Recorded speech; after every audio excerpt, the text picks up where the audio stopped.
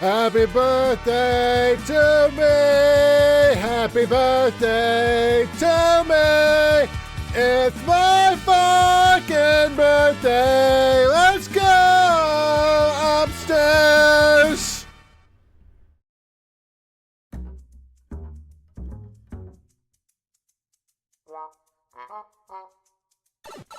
Hi.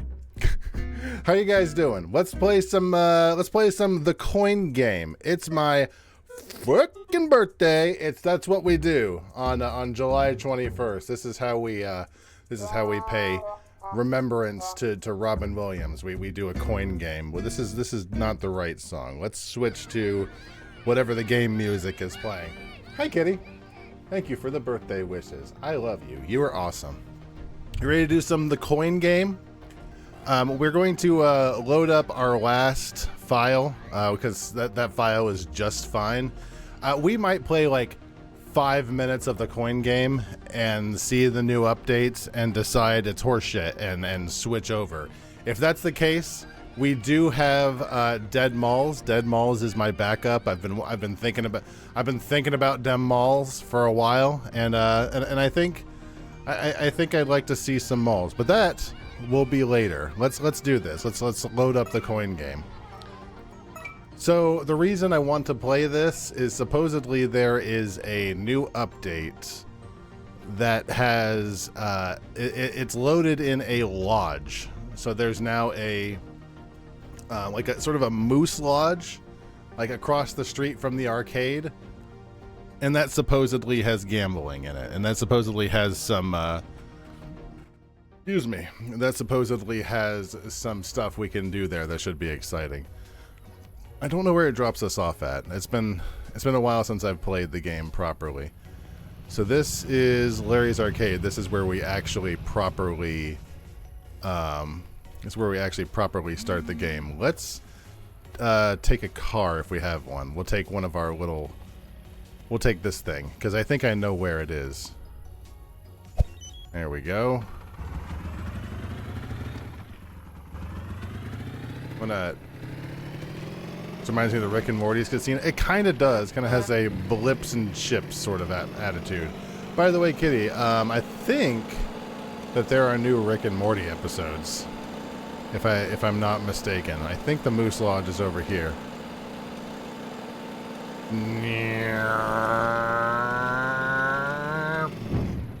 Right here. This is where we're gonna park.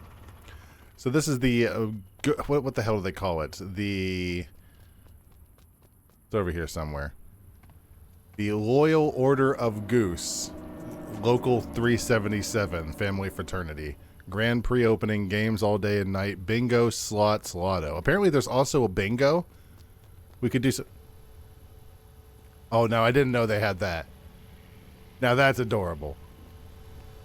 I wonder if there's... Okay, come on. Get out of here, you drunk. Get out of here, you bastard. There was nothing even on the ground to trip over. Alright. So this is the adults only... I haven't actually been inside the building, so this is all brand spanking new to me. I hear... Alright, here we go. We got another game starting here. Regular bingo, 5 in a row. Let's get it. We have a game of bingo starting? I want a bingo card. How do I do this? Can I play bingo? Bingo tourney starts now. How do I play the bingo?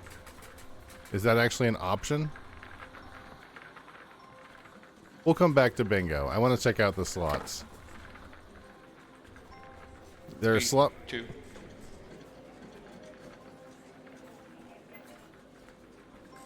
I want a bingo card. How do I... Oh, here we go. I want a bingo card. How do I do that? Power quicker. Ooh. Ooh. Ooh. Ooh. We could do a lottery ticket.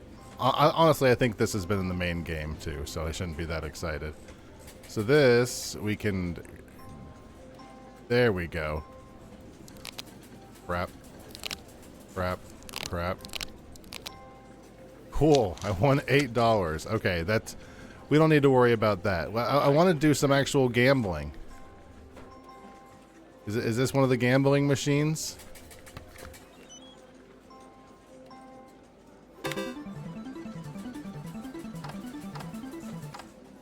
I think... How many times do you think you've gambled in your life? Can I... There we go. How many times in your life do you think you've done a slot machine?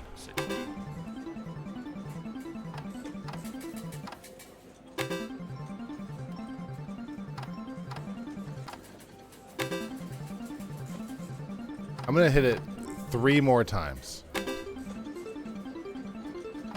If we don't get a mega jackpot 3 times, then I bet you it's busted. Oh, 70. You can hear that terrible bingo guy in the background. I don't remember what number I'm at. Okay, I think... Let go. Let go.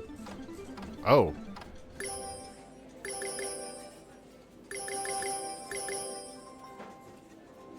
Apparently I'm able to free cam. B5.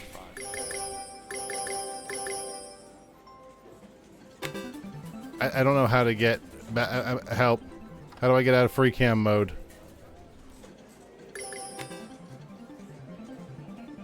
Push H key for help. No, I don't need that kind of help. Free cam mode is the C key. There we go. Okay, how do I... I want to get out of Mr. Toad's Wild Ride, please. Exit.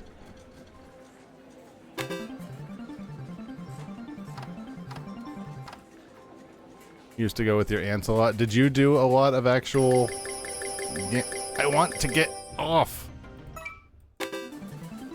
There's like no button to actually leave the machine. C is not it.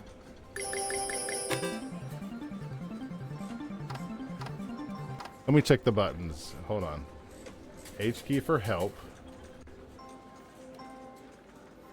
No, that just shows the... I think we're just stuck in the damn machine forever. Oh, I pushed Q. Q works. Okay. Good times. Good design. It probably says push Q somewhere. Now, what I was going to say before I got stuck is I'm not... And 33. I'm not going to lie. There is something oddly... What's the word? When you push that button and you hear that sound and you think maybe you might get something, there's something inherent, there's something like intuitive there. There's something like a deep primal, like, holy shit, I might actually get something. I mean, this is fake money, I don't care, but even in this fake video game, seeing those buttons spin, there's something about that. It's not it's not all that, but let's pick one more of these lottery cards. We got Lucky Ducky last time. Let's get one of the high roller cards.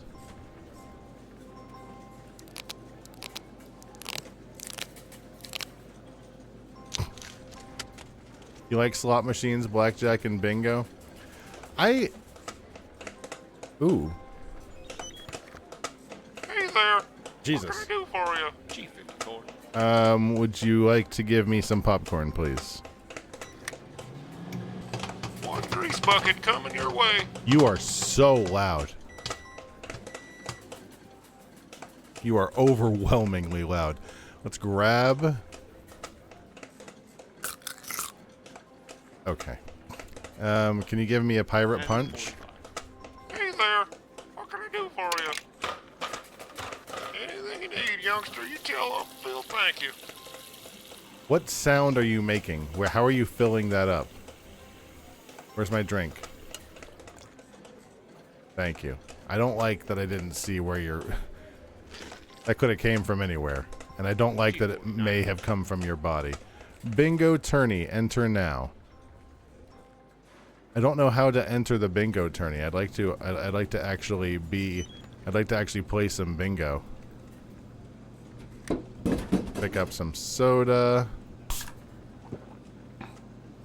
We've been trained as kids in arcades. It's true. And I wonder... What do I do? Push here for cheesy poofs.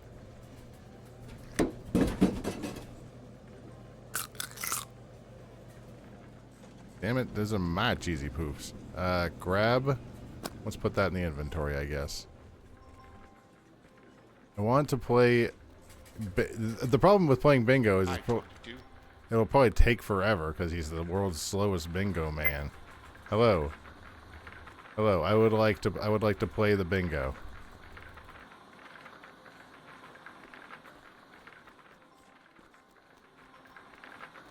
I've never been a huge fan of the actual poofs. I'm well on record for... There's something about the poofiness of the poofs that just doesn't really do it for me. And I know that's not, you know, that's not really the point. Everybody has things they like or don't like. I don't know if I can actually play bingo. I want a bingo card. And it looks like there's a lot of them right there.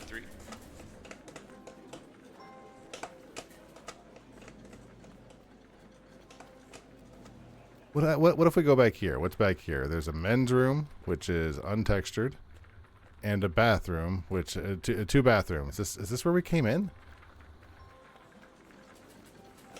Now there is this adults only area over here. Can we do it? Okay. There's nothing back. Oh, we're only kids. We can't go in there. So this is the whole update, huh? Let me play the stupid machine. Let me play the stupid game. What is this? How do I...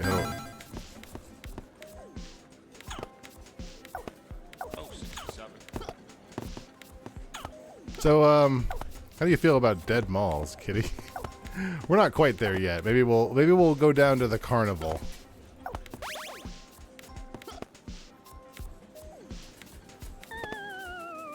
Maybe we'll swing by the carnival and ride a ride, but yeah, I was kind of hoping there'd be maybe, I don't know, maybe I'm doing something wrong and there's a way to play bingo, but I was under the impression that you could play bingo, and if there is, I don't know how to do that thing. What is this? Oh, this is the crap. I don't want that. A snowball battle. Okay, that's pretty much it then. Why don't we go down to the carnival? Let's ride a carnival ride. It's like Space Invaders. Space Invaders, I think, is as influential as it is. I think it still has. I say it definitely has a place in our gaming society. Now, how do I get to? How do we get to the carnival? The carnival. First of all, let's turn on some music.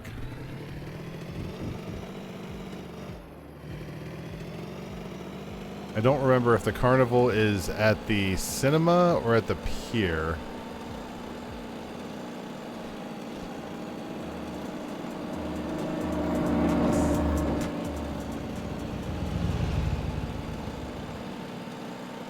There's a water park. I think we've been to the water park and it kind of sucks.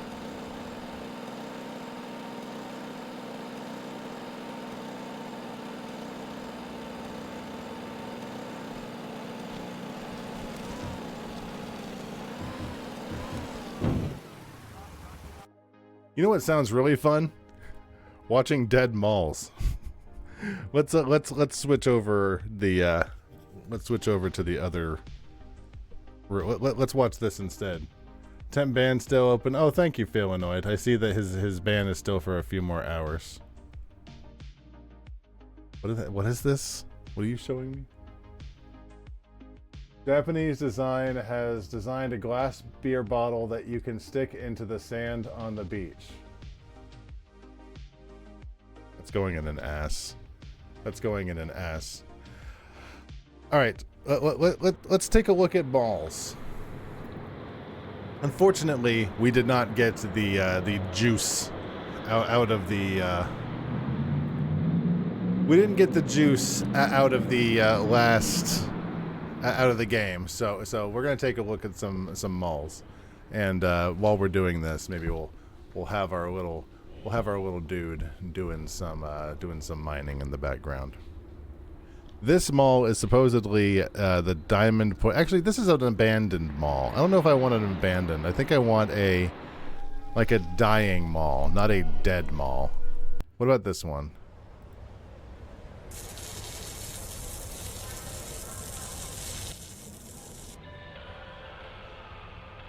Yeah, I don't want a mall that's like falling apart. I want a mall that's still around.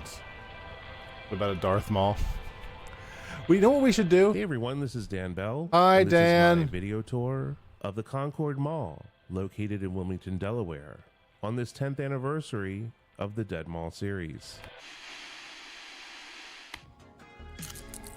I'm not sure what is going on with Dan Bell. Oh. Come in here, Vicky. I'm just gonna... Robot.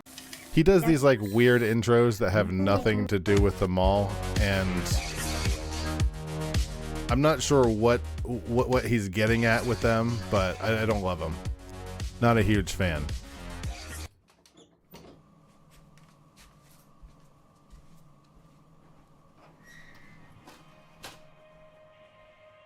Hello everyone, welcome back. It's been 10 years of the Dead Mall series, and I'm thrilled to be doing another episode here. Your at the sound Concord balance is Mall, all over the located place, in Dan. Wilmington, Delaware. The Concord Mall opened up in 1969, I think that's better. and at the time, it was reported that the mall had a beautiful garden atmosphere with fountains and shrubs. Why don't they still do this today? I don't know why. Because malls are dead, The mall was Dan. built in stages over the years, and we'll get into that a little bit later on in the video. This is the third largest mall in Delaware. Originally had 95 stores, and This is a- now only has 40. This is a pretty mall. I'm gonna look in the background, see if Here's a look West inside Oaks this has a creepy dead mall. Sears store that closed down in 2020. West Sears Oaks. built this building Oh, here's in one for 1991, West. and they Oh, that's needed 2 West Oaks, floors Texas. Because at that time, the mall owners were considering building a second floor to the mall.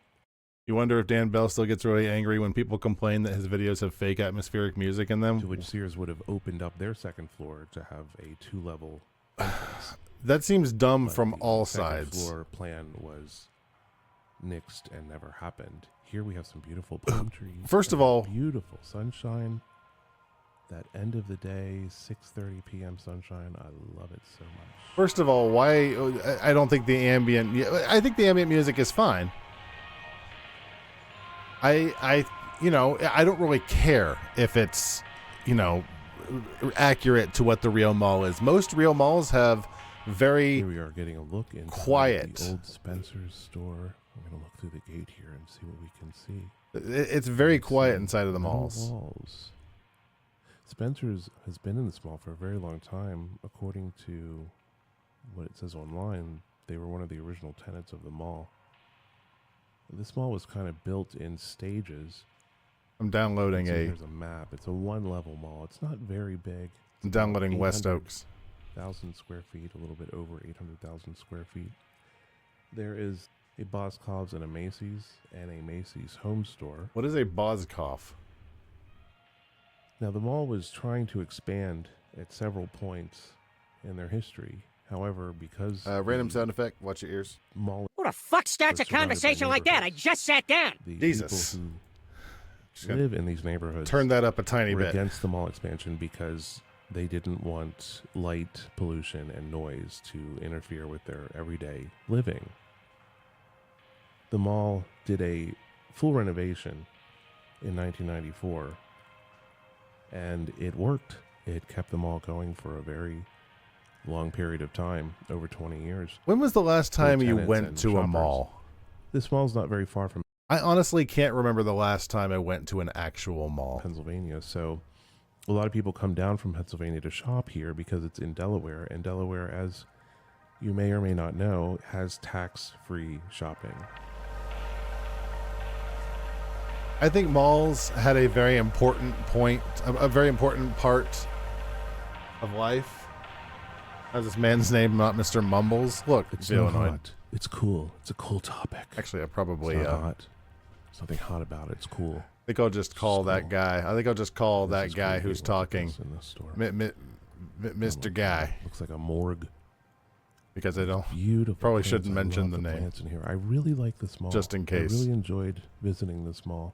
There's Felonies. something. You went to the mall So- 5 years ago. Shut up for a second. You went to the mall 5 years ago. You got a pretzel. Did you go to Auntie Anne's? old school about it. It just feels.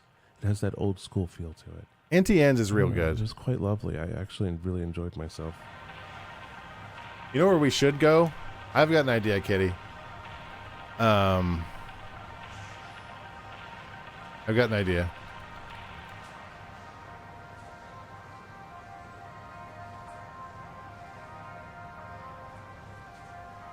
What the hell do they call? What is the name of the outlet mall that we worked at? Here is a shuttered Hollister California Beach House design store. Is it Vineland? They sold clothes, ugly clothes, Rude? fake vintage clothes to look like the California coast, kind of beachwear, designed by Abercrombie and Fitch.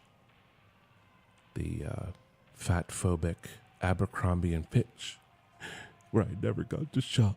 There's beautiful clothes. I just wanted a T-shirt with Are you- Abercrombie and Fitch written on it. Are you doing a A bit? pair of Hollister underwear. Actually, I wanted a Hollister T-shirt too. The sons Are of you- bitches. Are you doing a bit? I think he's doing a bit. Okay. We went to our daughter's birthday a few years ago to Build-A-Bear. Oh, that's true. We went to Mall of Millennia. Mall of Millennia is a good mall. I'm trying to find. I can't find anything on the actual outlet mall, like Buena Vista walking tour. Here we are getting a look at the old information desk. This is Found a one. pretty common sight in dead malls, these abandoned information desks. It's amazing to just think of What's how your many tens of thousands of people stop there to ask where a store is or to see if they have any coupons or whatever. pretzel order? Ahead is the Macy's. This is a small wing here, mostly abandoned. And in front of the Macy's, there's a big seal, a marble seal from Strawbridge and Clothier. And Strawbridge, I believe, was in this space before Macy's, and I think they built this space in 1983. I didn't know Hot Topic sold jeans. But Look at they this. left this giant seal of confidence in the mall. They're just I don't leaving even it think there? that thing could be moved by hand. You'd probably have to have some kind of a crane or machine take that thing out of there. They're probably just Huge. gonna Look at the destroy size it. of It'll probably end up abandoned, and they're just going to destroy it along with everything It's else. just a little peek inside of a sad, depressing, closed down, abandoned store. I'm a little bummed that the coin game did not work as well. I did, however, guys. I bought two things. I bought that one game with the RV, where you can design the RV. That's kind of like unpacking. The perfume store originally sold Obsession by Calvin Klein. You can Now see it's Dan in the Mold by background Mother there. Nature is the most popular scent. And here's a coffee shop. I don't know if they're still open, but there's a nice espresso machine. Do they look open? Cappuccino maker. This obviously was a fountain. I love V this Rising. center court atrium area. The skylights and the palm trees and the plants and this wonderful vintage clock. What is V Rising? It's just great. I feel like I remember love that stuff name. like this. Oh, the Fantasy Map Simulator is back on sale. That wasn't on sale a few hours ago when I checked.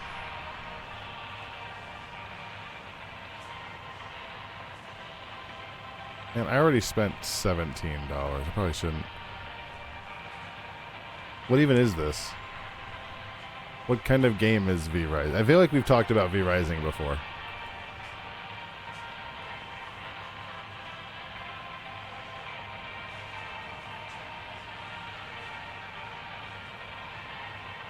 Mall is a little more. That's okay. We have. It's only 6:23. We have some time. If you look We've got other ahead malls to here go and you look to. up, you see there's neon else? signs for spring. How much longer do you got? He's got. You're saying spring? You got anything more interesting at this mall? I have some other ones downloading in the back. I've got the. I got West Oaks. Now, do we want to see an actual straight up abandoned mall?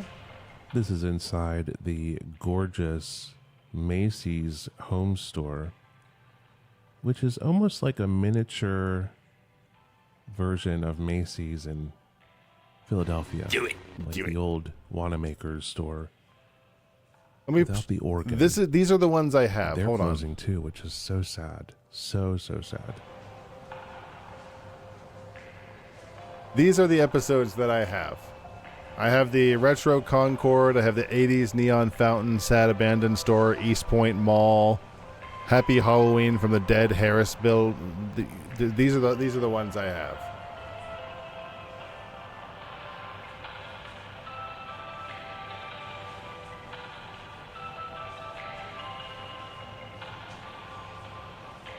Vampire Valheim. Sort of a survival crafting game. Vampire Valheim, huh?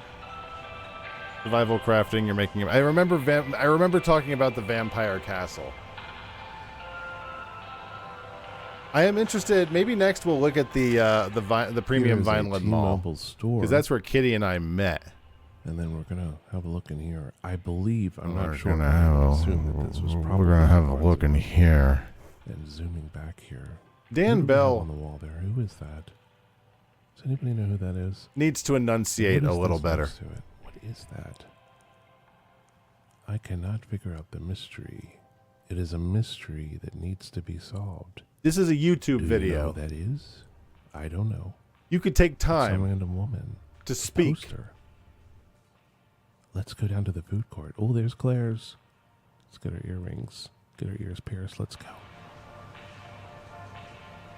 It's like he's whispering. It's like is he trying to pretend? Hold on.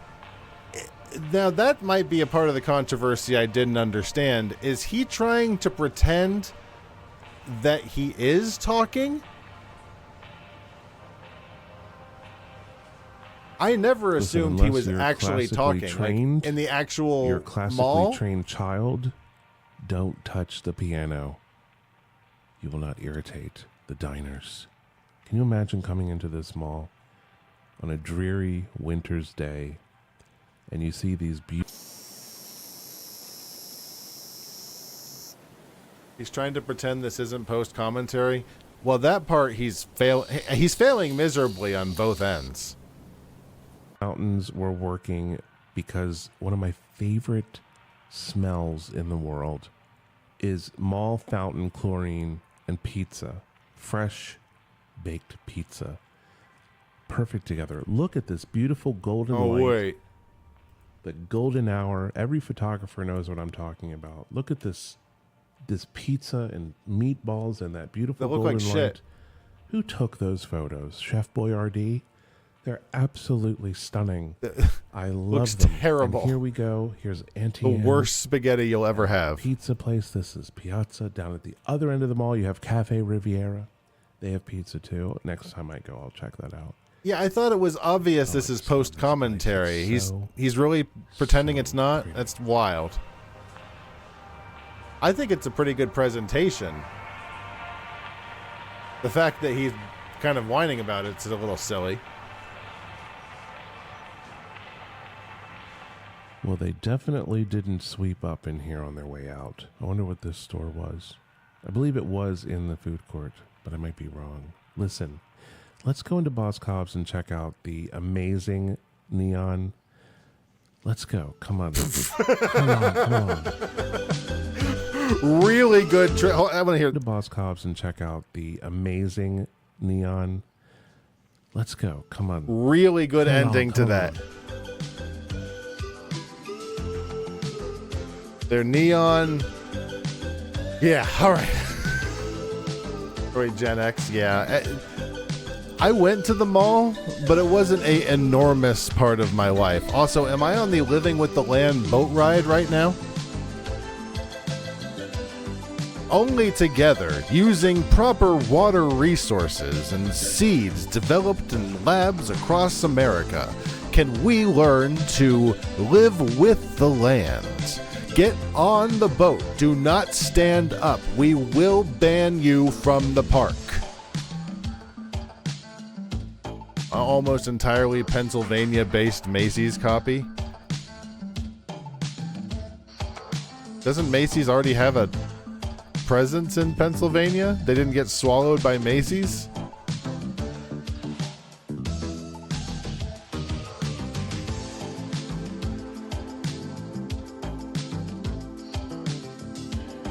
You know what we should watch? What happened? God, I hate your editing. What is this? This is not the mall. Oh.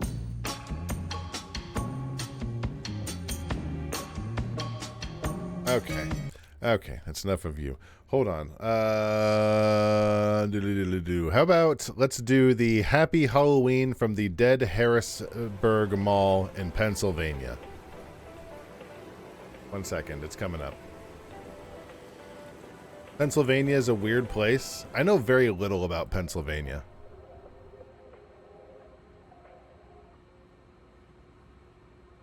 All right, what are your guys' opinions on liminal spaces? Hey everyone, this is Dan Bell, and Hi, this is my Dan. video tour of the Harrisburg Mall, located in Harrisburg, Pennsylvania.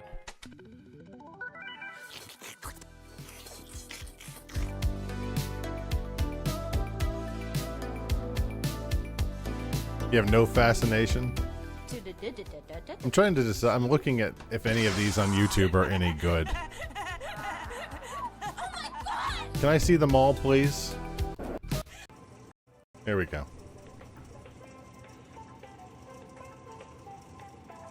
This is how he does his Nothing videos. says welcome to the Dead Mall like an old, loud soda machine. This is the Harrisburg Mall in Clinking Pennsylvania. and clanking away day and night.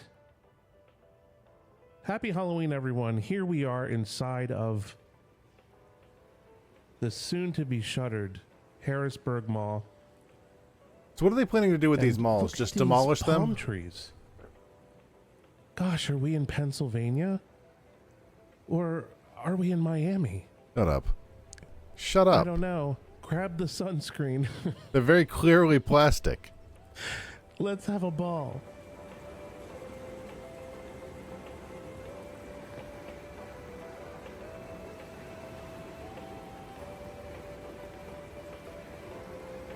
After this one, I downloaded the West Oaks Mall. Maybe we'll Harrisburg check Mall that one. opened in 1969 as the Harrisburg East Mall.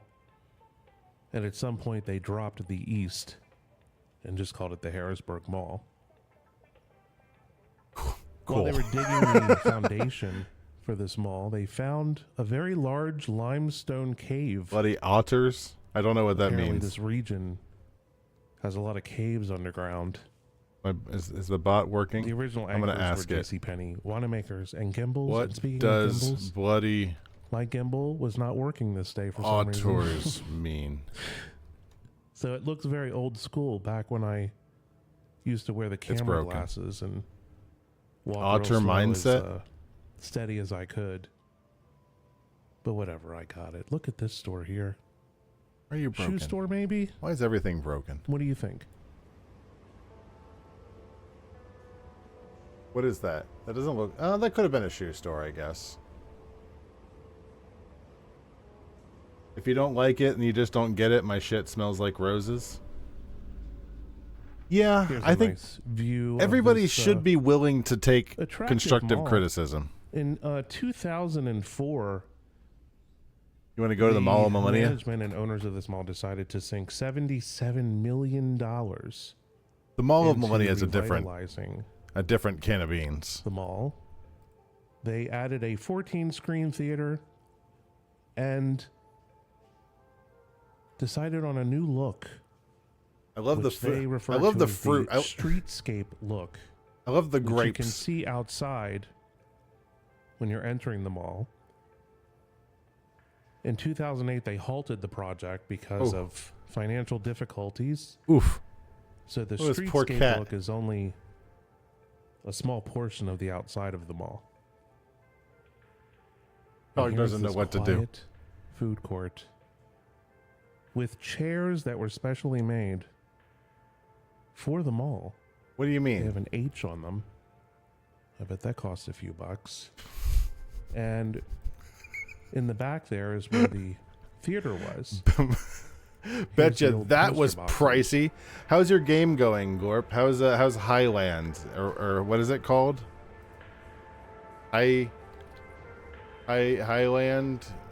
Highlander.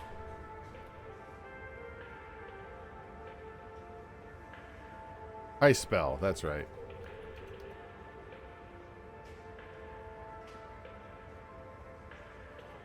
The Mall of Millennia is a far different beast. The Mall of Millennia is. It doesn't feel like a normal mall. Like it feels like There more of a isn't theme park. A soul in sight, nor is there anywhere to get anything to eat. You could get a soda out of the old loud soda machine.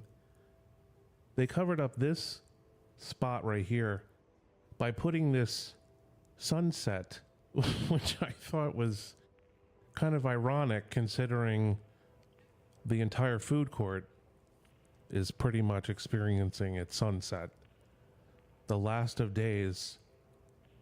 When's How this mall? depressing. This mall feels like it's from the 70s. Is this mall not from the 70s? Or maybe very early 80s. So there were a lot of different changes and different retailers that came in to fill the anchor spaces. The final anchors were Lord and Taylor, which closed in 2004, and then they opened Bass Pro Shop. It looks like the Hilton Head Before I go logo. on, look at this. This is an original Foot Locker with the old scoreboard up there on the ceiling. Look at that.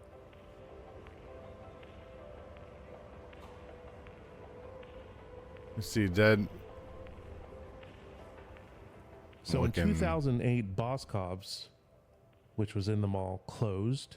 Here, I'll download this And one. in 2020, Macy's, which was the last anchor besides Bass Pro, Woo! closed. Jesus Now, Christ. Bass Pro Shop, you can't get into the store. I need to have it stop doing from that. the mall. You have to enter through their outer It's not supposed to do entrances. that. Barrel roll isn't supposed to trigger unless it's done with the exclamation mark first. I Right. really like the marble in the floors in this place. Look at that bark. So old dried up Look at bark. that fucking bark. Why do I like old dried up bark in malls? I don't know why. I just think it's so. Cool video, bud. Let's switch. I found one of a vintage 70s mall. How does this one grab you? That mall was kind of dull. This is the Statesville, North Carolina, vintage 70s Signal Hill Mall. This one has the pale yellow of a life well lived. Also, I switched us back to the Pokemon Gen... the Pokemon Gen 1 avatars, and there might be some big birds that I need to get rid Hi, of. I'm Brandy Little, and I'll be taking you through the Blockbuster Customer Service Program. Why does he In do the this? last few years, the retail business has become increasingly competitive. More and more retailers have been... I don't get that. I don't get his little gimmick at all. Don't people come to Dan Bell to see the mall? Isn't that the whole point of watching the Dead Mall series? Not whatever weird art thing he's trying to do. I don't know if he's trying to do some sort of ARG game, or if you put together all the pieces of his weird intros, maybe you get a prize. I'm not sure.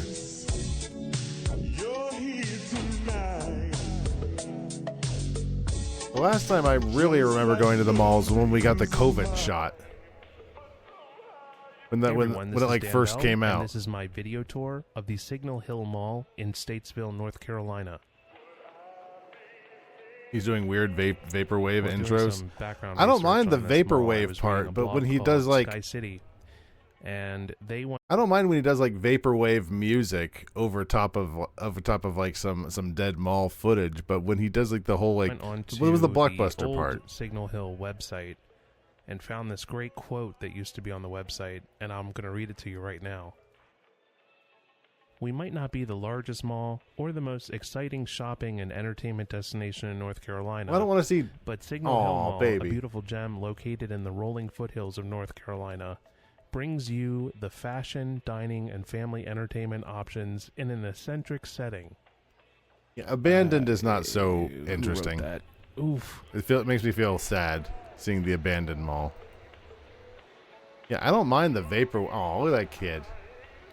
I like it when the malls have active fountains. It makes it feel like it's more alive than seeing a dead fountain in the middle of a mall. Here we are getting a look at the center court of the mall and this amazing vintage fountain that is still working today. Looking down that corridor, that is where Sears used to be. It seems like a lot of And malls, this is the JCPenney once wing. they die, the The fountain mall like is one of in the a first things to go. giant plus shape. Although not that giant. This is actually a really small mall. Small mall. By the way, if you're not following me on Twitter, it's at This Is Dan Bell. Also, follow me on Facebook. You can. Just look up This I can Is see Dan what you're Bell or saying about Dan the Bell, you'll 70s find me. tile and just general And architecture. here we have a little stage area where they probably did shows or maybe had Santa Claus there. It means X the Everything Perhaps, app. Not sure. I do like this GNC little stage. What do you think the purpose of this stage is? area where they probably did shows or maybe had Santa Claus there. Perhaps. Not sure. GNC. Live well in the dead malls.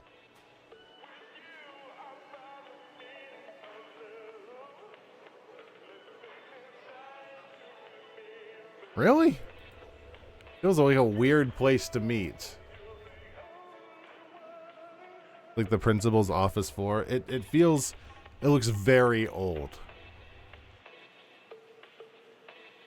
Cool and Getting a new look here stuff. into one of the abandoned stores. I see a Britney Spears ad up on the ceiling there, so that's probably been closed for a while. Here is an old Learner's. And here's where the JCPenney is and where the other working fountain is, which we'll get a look at in a minute.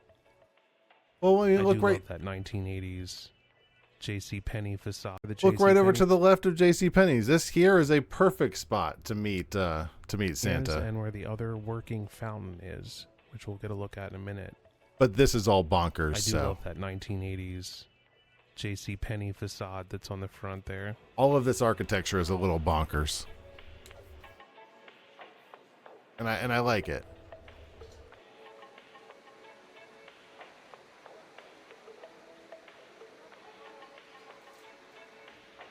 It's weird when you're driving up to this mall because outside on the building What is the that? old JCPenney sign. That fountain And is JCPenney, of course, is closed. really neat. Sears was also in this mall, and they closed, but they took down all their signage outside. Behind the mall, there used to be a grocery store. That's also closed.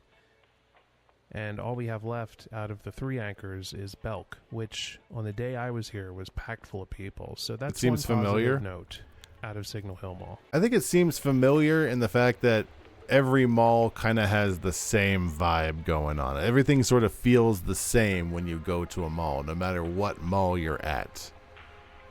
Really, every mall kind of has the same vibe. And Some of the here 80s is a malls are look cool to see, into but the old most of them were Lerner updated store. in the 90s and 2000s when they were still really successful, so they Lot don't of have any real space just sitting personality. there, unused. There's two I'd like. Well, one of them is that I want to look at isn't a real mall. It's the it's the outlet mall where Kitty and I met. The other one I want to look at is the West Oaks Mall, which apparently is dying. I heard it was dying, so I want to actually see what's going on. Oh, this mall used to be vibrant. Oh,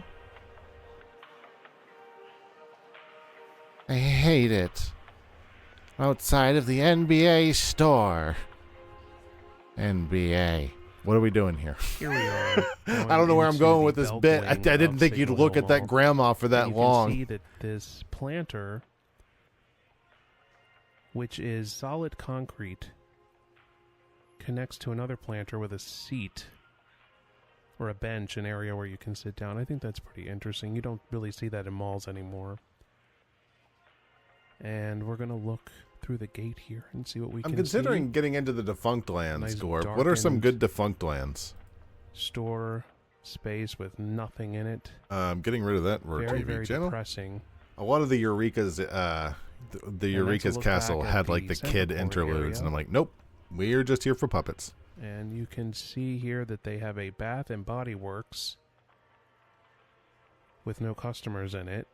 And next to that is Radio Shack, which is a store that is becoming more and more surprising to see when you do see one, because so many of them have closed. So here we are in front of Belk. And They're we have interesting this, empty benches, storefront but I'm over not there. really- Kinda looks like a I'm not really sure what shed he's with talking glass about. doors.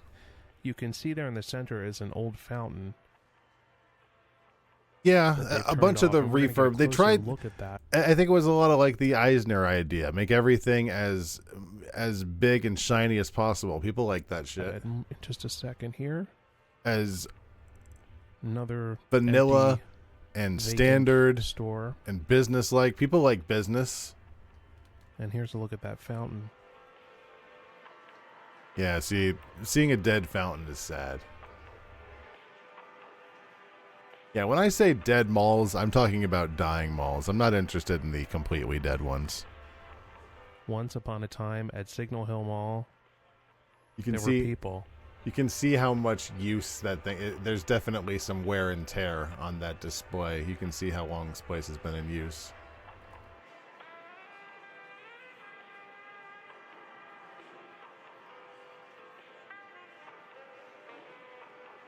What is this? M Alterations. It's interesting to see what sort of stuff goes into malls. Frankly, Here I'm we are headed into the I'm surprised more places don't try and get into malls. Maybe because they're terrible places that people don't go to. But I don't know, man. You get a whole I don't know. Get a whole town to get a whole bunch of locations open at the mall. Everybody goes down to the mall, revitalize the mall. I don't know. the Sears wing. There is a foot action on the right here. Alternatively, That is the only place of business that is open in this wing. turn it into free public And housing. you can see right here, there's the same planters and seat bench are in this wing as well as the Belk wing. Like, I don't know. Turn it into school. Turn it into anything that would help the community. Shelters. You know, public convenience stations. To do anything that might actually help the community other than just be dead. Bad and toxic building materials. Better than nothing. I don't know. I mean, you know what else is toxic? Living under a bridge. People should have the actual have a roof over their head. I'm not saying that live somewhere that's unsafe, but these places are perfectly habitable. Here we At are getting least- a nice panoramic view of the Sears wing The majority, I would think. in the Signal Hill Mall. Just don't cut into the And you walls. can see there's no life at all besides the plants, of course. Build around it. And that's where Sears used to be. And, oh. Wait a minute, what do we have here? There's a A man. gentleman walking very quickly. What are you? He's blowing his nose. Is he leaving? No. He's walking, He is jackass. Mall walker confirmed. Why are you And showing there us he this? goes with a clean nose and a Son of bright the Beast, future. Action Park, Euro Disneyland, and Disaster Transport. I think I Please know. make sure you check out the other videos. Is Son of in the Dead Beast Mall the series. And I the wanna roller thank you all coaster? very much for watching. that basically fell over more or less?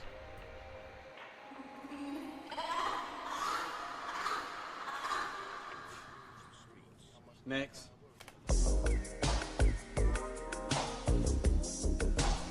A lot of them have been partially converted into police offices. I mean, they're doing something with the space. Feels like a good thing. I mean, you know, that's a whole different can of beans about that particularly, but here, I could add my own vaporwave. I don't need you. I don't need you, Dan Bell. Hello, this is Ron. We're going to the Orlando Violin Mall. As you can see, the mall used to be a lot more vibrant than it is. I'm eating my microphone. Nom nom. All you can eat what? Hold on, stop. All you can eat what?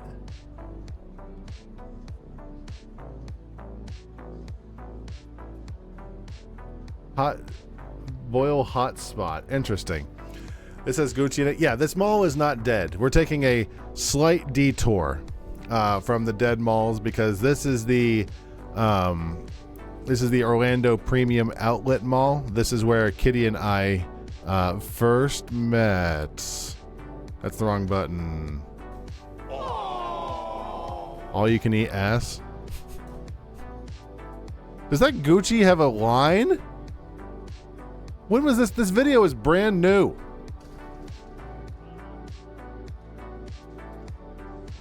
In what world do you have a line to get into the Gucci store? So I'm looking around. A lot of this was built in. This base building, this yellow building right here, was the actual base of the original mall. This is an outlet mall that was built, I want to say it was built early 2000s. And there was a Disney store, Disney owned, it wasn't a Disney store, it was a Disney liquidation store that opened up here. And that's where I didn't start my Disney path, but that's when I first was just a boy. That's where I worked. I don't know where it is in the mall though, so we're gonna take a peek around the mall. So this is what an actual. This mall is basically a tourist trap strong. It's basically a tourist attraction. A lot of deals. One of the last places that has a lot of successful malls. A lot? Do we have a lot, really? I don't know about a lot. This, the Premium Outlet Mall, this one is the one if you're looking off of I-4, if you're going towards Disney. This one is the one if you'll see it from the highway. So I think a lot of people will actually like notice the nice outlet mall from the highway. It used to be next to oh god, what's her name? Not Reba. Reba is the only thing that's coming to mind. Dolly Parton. The Dolly Parton experience used to be down there, which that would be an experience in itself. My good lord. Do I have the Dolly Parton experiences on here? Dolly Parton experience. Oh wait, no, that's the full tour theme park. What's the Dolly Parton Central Florida stage show with horses? Is it Dolly Parton Stampede? You want me to check how many malls are within 50 miles of Miami?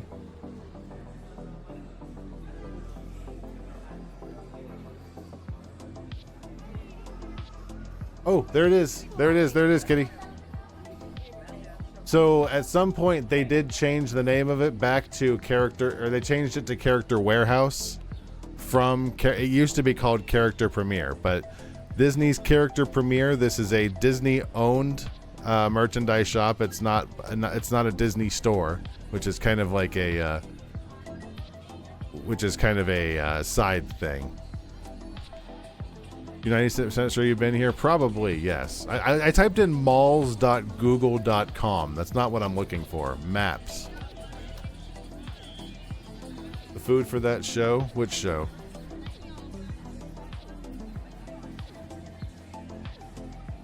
I'm looking Miami. Typed in Miami because I'm dumb. Miami, Florida.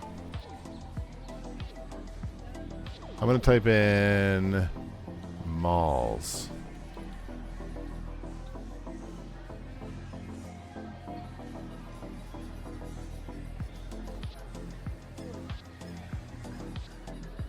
Are these all malls? I mean, Miami doesn't really count, to be fair. Miami is, you know, like the biggest city in Florida.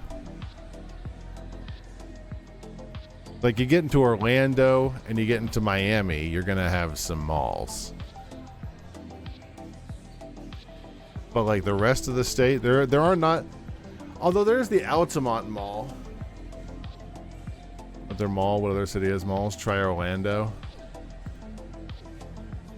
Malls. I typed in balls. Malls in Orlando, Florida. What kind of shoes do ninjas wear? Sneakers. This is Orlando. Premium Outlet Mall, Florida Mall, Mall at Millennia, Orlando International Premium Outlets, Orlando Outlet Marketplace, International Drive Outlet, City Walk, Millennia, Altamont Mall, Florida Mall. A lot of them are dead. Some of them are definitely alive, but a lot of them are dead. Like next, we're gonna take a look at we'll take a look at West Oaks Mall next.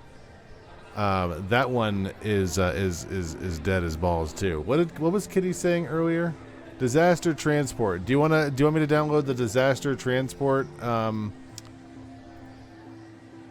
Disaster transport. Defunct land. Oh, it's relatively short. I'm downloading them so I can have the mining thing without it being distracting. It's maybe your favorite Defunct Land video.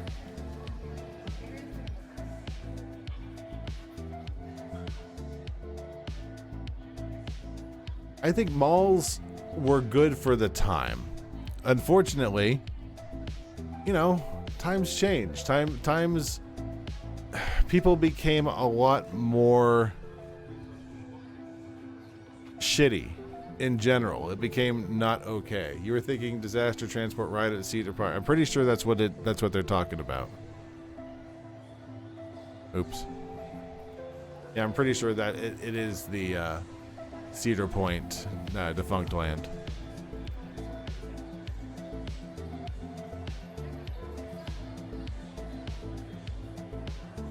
So if it's on Defunct Land, that's not really a great sign for it. This was a very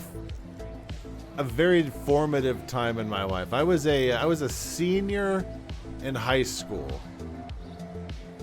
when I first started, and then I left, and then I came back. It was a good mall.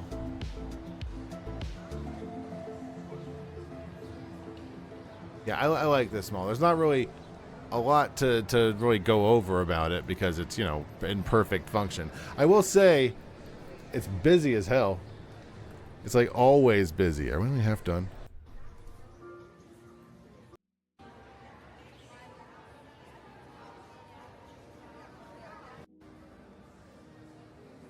There's just there's a lot of brands. The food. So I wanted to go into the foods. I wanted to go into the actual food court. Why he's not going into the food court is beyond me.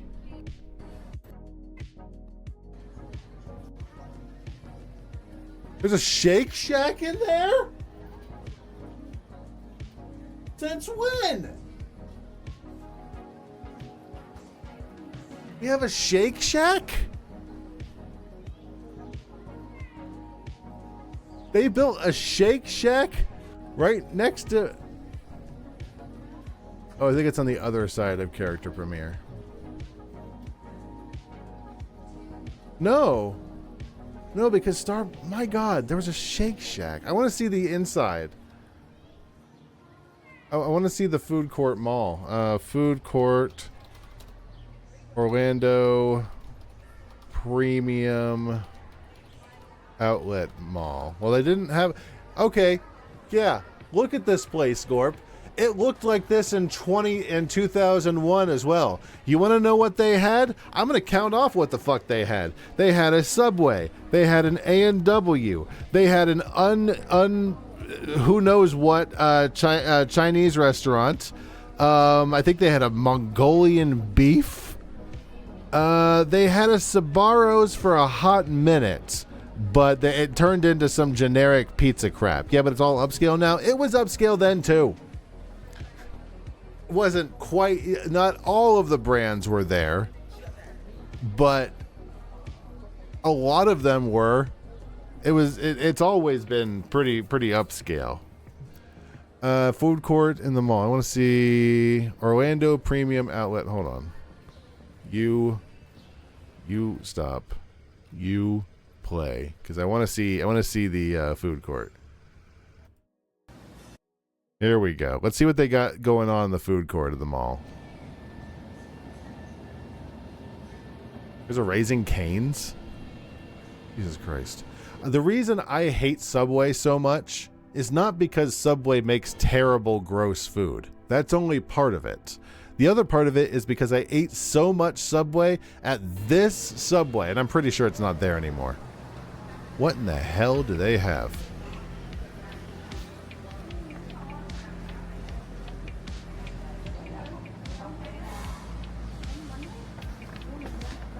Looks good. I'd eat there. I kind of want to look at food. Let's watch. We'll watch the disaster one. I kind of want to watch food. Eat food. Kids are gone this weekend. You want a road trip? Do you? Did they put the Sbarro back?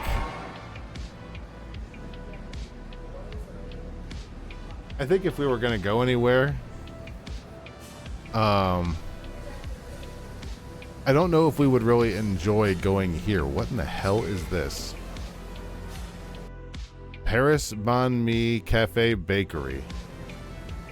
The Funkland about the Handwich. I think I've seen the Handwich, but I'm down for watching it again. The Handwich one was fun. They also have a Japan. They have a Japanese and a Japanese. A Chinese and a Japanese. I would like to see the Shake Shack, please.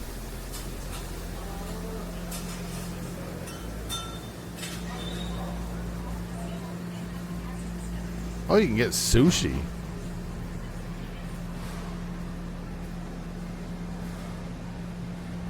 Okay, so here's the pizza place. Is this Sbarro's? This doesn't look like Sbarro pizza.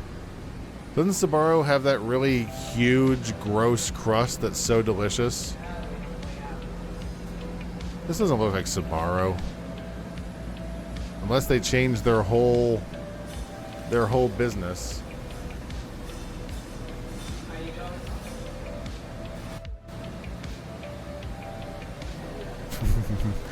No need to answer, that's fine.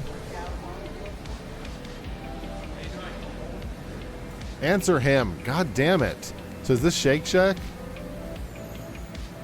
This looks like Five. This is Five Guys? They've got both?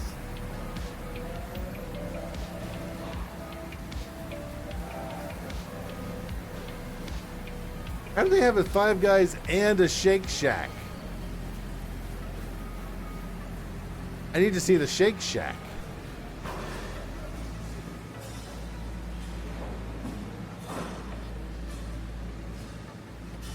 When was this taken? This was taken a year ago. Hold on, let me borrow this window. Five Guys is significantly more expensive and also better. Really? I've heard different. I've heard the complete opposite. I've only been to Shake Shack once. It was in New York and it was delicious, but we were also very hungry. Orlando Premium Outlet Mall.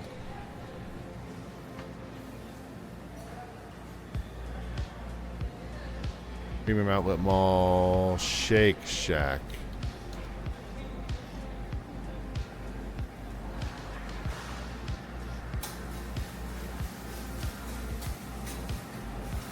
I feel like they would poach their own customers, wouldn't they? Like if you, like regardless of your opinions on their food quality, if you have two of essentially the same burger style, they're both overpriced burgers. Let's be real.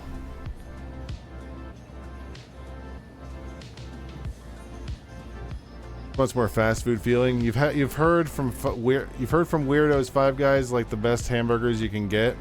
Culver's makes they do make really good onion rings. Kitty, are you able to we already checked this side of the mall. Are you able to switch out their French fries for just onion rings? Food Court, Orlando, Premium, Outlet Mall, Shake Shack. I want to see the Shake Shack.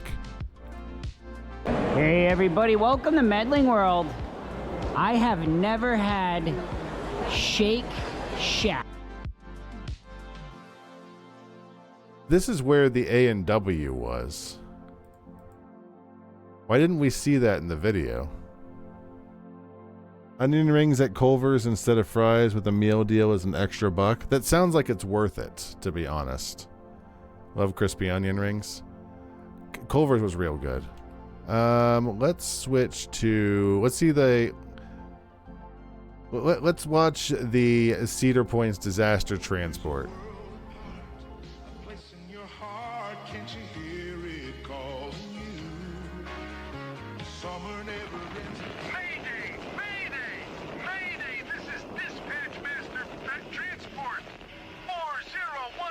I haven't ridden this.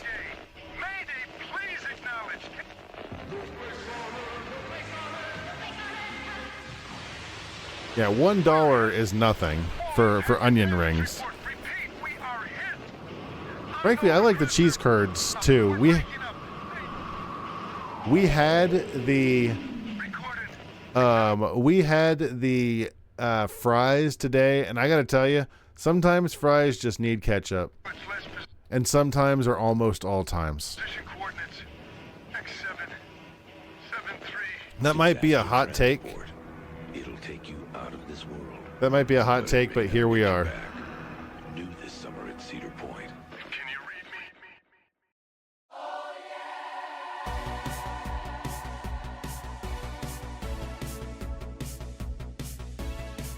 I'm just gonna mine while we watch this.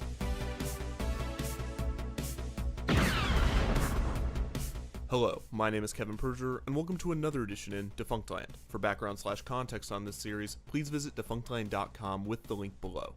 Today, we will be attempting to resurrect the extinct indoor roller coaster Disaster Transport. Did he do one on I decided Horizons? to make this to appease all of these wonderful coaster fans. Get to the point! Get to the point! Lake Erie's Cedar Point Peninsula, located in Sandusky, Ohio, first opened in 1870 as a recreation center for lakegoers. The peninsula, named after its large population of cedar trees, was mainly used for fishing until 1870, when ferries began to shuttle people to Cedar Point, usually for picnics and other summer activities. 12 years later, Cedar Point debuted its first roller coaster, the Switchback Railway. 20 years after that, a second roller coaster. I really want to ride a roller coaster that has a guy who has to, or lady, who has to slow the ride down. I want somebody who has to be the breaker of the ride. Was built. Then a third in 1908, and a fourth in 1912, and more throughout the years until today, where they now call themselves the roller coaster capital of the world. But they weren't void of missteps, and this is the story of one of their most infamous. The year is 1985. So you Careless wrote this Whisper then, by Kitty. Wham is topping the charts, Back to the Future is about to be released in theaters, and Michael Eisner is taking a shot at running the Walt Disney Company. In Ohio, Cedar Point CEO Robert L. Munger Jr. has found the recipe for his park's success. While previous administrations had attempted to copy Disney's successes in theming, Munger found that record-breaking and unique thrill rides best fit Cedar Point. The park was pumping out coasters as fast as possible. On May 11th, 1985, one of these new coasters, Avalanche Run, opened at Cedar Point in the spot previously occupied by another coaster, Jumbo Jet. The Avalanche Run was a bobsled coaster, which meant that there were no rails. So doesn't it kind of suck in like November when you ride a roller coaster and you can't? And the ride car would move freely down a tube propelled by gravity alone. With a build cost of $3.4 million, the coaster had a 2.5-minute runtime, with the lift hill taking up over half of that. It reached a top speed of 40 miles per hour and a top height of 63 feet. The ride was cute, and a hit with families due to its gentle speed and quick turns. It had its issues though, mainly its location near the coast of Lake Erie, which allowed gusts of wind to blow large amounts of sand into the track. When this happened, it would have to be cleaned out, which was costly to maintenance and lost ridership. Just 1 year after the sand opening in of my Avalanche Run, eyes. in 1986, Munger stepped down as CEO of the newly organized Cedar Fair. Richard Dick Kinzel, who at the time was the general manager of Cedar Fair's only other park, Minnesota's Valley Fair, was appointed to CEO. His plans for the company were ambitious, and he would go on to acquire literally all of Cedar Fair's parks besides the original 2 in his long tenure. When he first took over, however, his focus was on Cedar Point. Nobody wants to ride a roller coaster in November. I used to watch Roller Coaster Enthusiasts, and I 100% guarantee you they would ride it in any weather.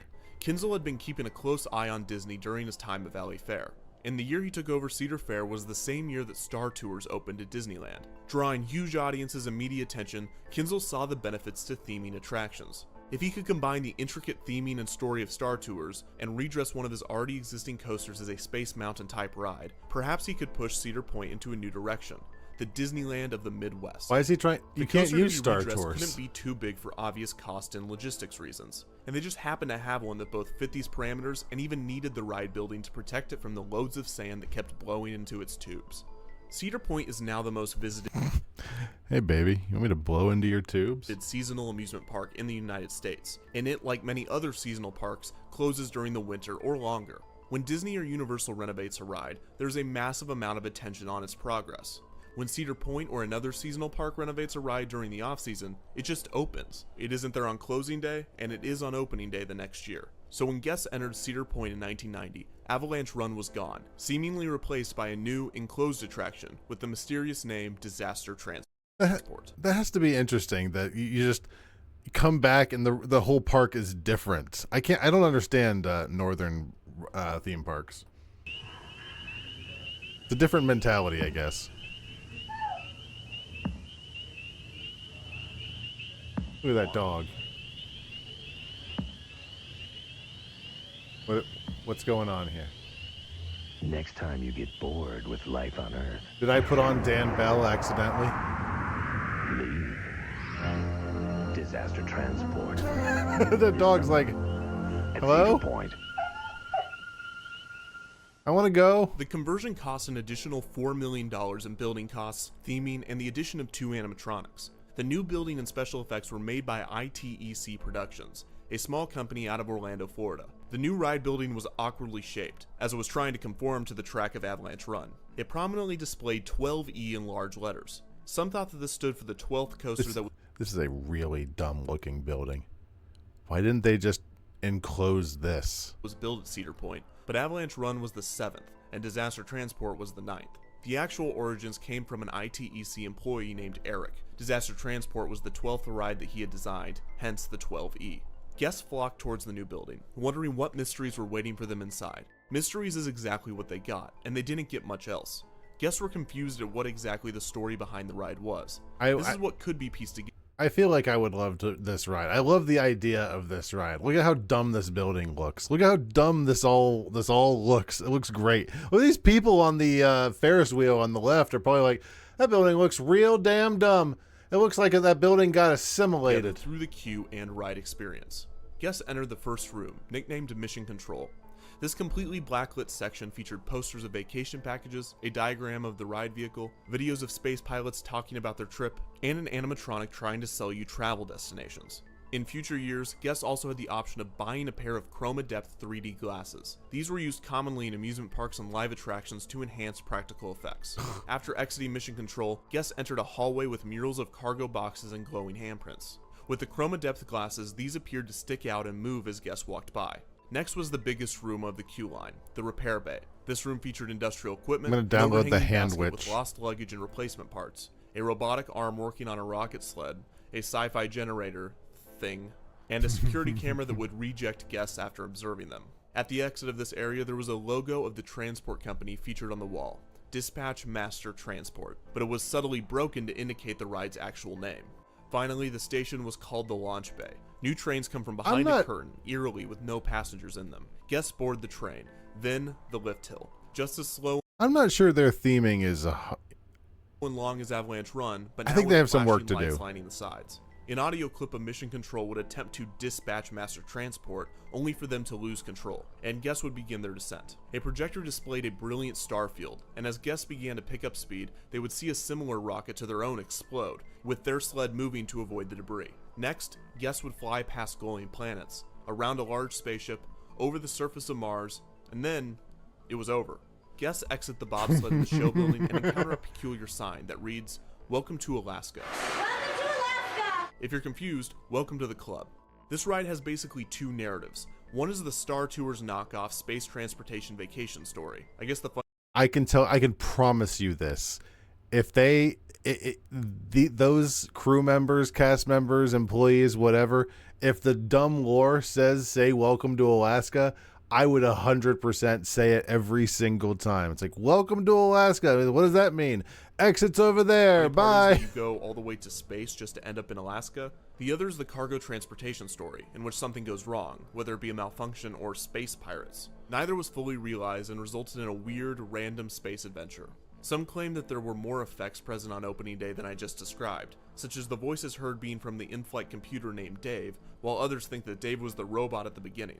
It is very difficult to back these claims with the lack of evidence and the fact that the ride opened 27 years ago, so it isn't fresh in anyone's memories. When the ride first opened, lines would reach upwards of 90 minutes. Cedar Point seemed to have successfully renovated Avalanche Run, but this was just the beginning of Seems the like true people disaster. like it. The attraction's animatronics and decorations immediately began to break down, but instead of fixing or replacing parts, Kinzel refused to have any work done.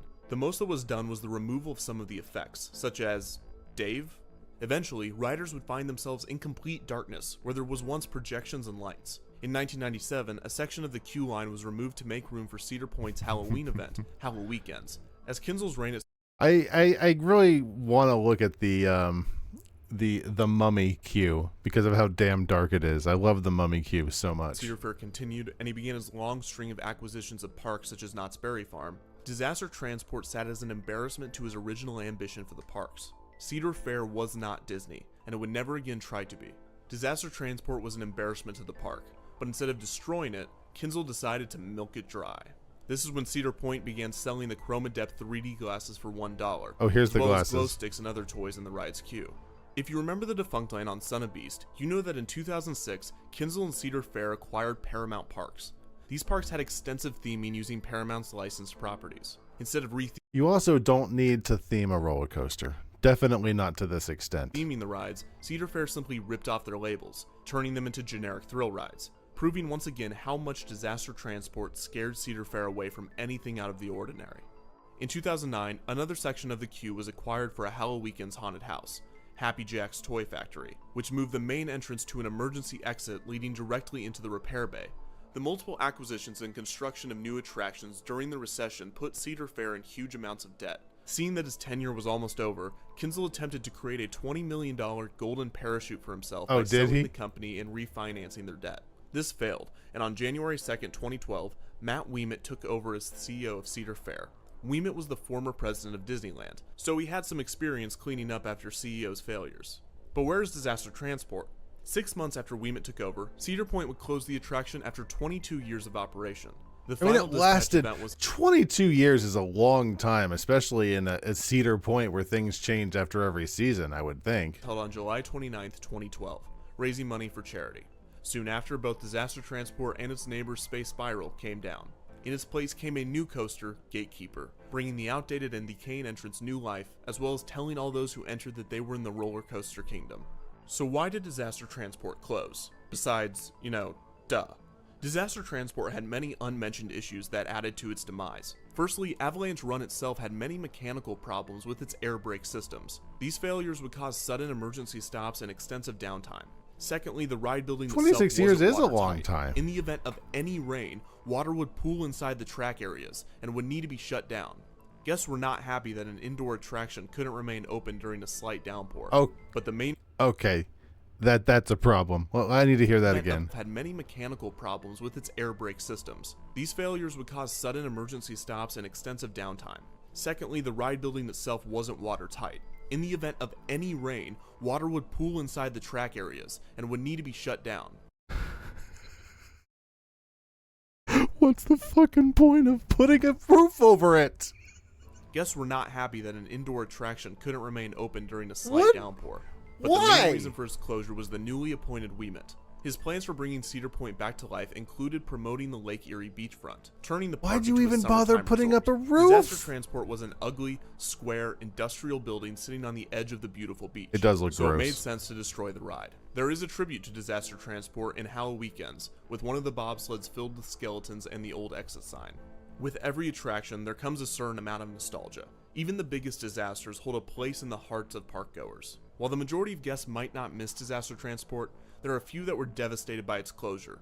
But if the sand was destroying the track, won't the sand blow in and get in with the rain? And even today, yearn to go back on their trip to Alaska. I mean, if sand blows onto the roof, it's gonna come in with the rain anyways, doesn't it? Am I off base? Hold on. I'm gonna look at the Handwich. Kevin's Kitchen is sponsored by Raycon. Go to buyraycon.com/defunctland to save 15% today.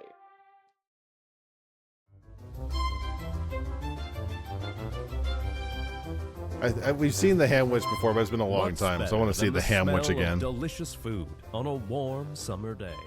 In this modern American kitchen is where we find our subject.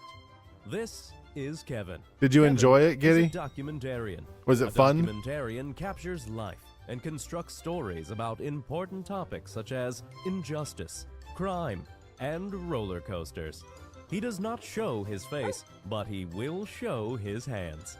If we look closely at Kevin's hands, we can see that he is not just a documentarian, but he is also a baker. Like bed sheets from a roadside motel, Kevin's hands are splattered with the hauntings of years of mistakes. This mark was when Kevin burned his finger attempting to remove a What are we doing hot here? tray of cookies from his oven. This mark is from when That's a Kevin lot of marks. overreacted to burning his finger on the oven, dropped the hot tray of cookies, and instinctively went to catch the tray with his bare hand. Needless to say, Kevin has years of experience in the kitchen, and today, for the first time, he will combine his passions and embark on a historical culinary adventure. Today, Kevin is going to learn the history of and concoct his own sandwich. Wait a sec, you read that wrong. Sorry? You read it wrong. Do it one more time. I'm looking up at Okay, my third today, monitor, and it's Kevin really is dirty. going to learn the history of and concoct his own handwich. What is a handwich? I'll show you. Clean this. I need to clean that monitor. I feel like I never would have had the opportunity to have a Handwich. I think there were only a few different stores that had them, right? Around Shit, he has two 1986, legs. A new food item debuted in Walt Disney World, named the Handwich. The Handwich was shaped like an ice cream cone. Oh, but no, instead is of a that waffle Walt cone, Disney? It featured a cone-shaped sub-roll, and instead of Excuse ice me. cream, it had fillings. These included such delicacies as ham and cheese, pulled barbecue chicken, roast beef and cheddar, and even tuna salad.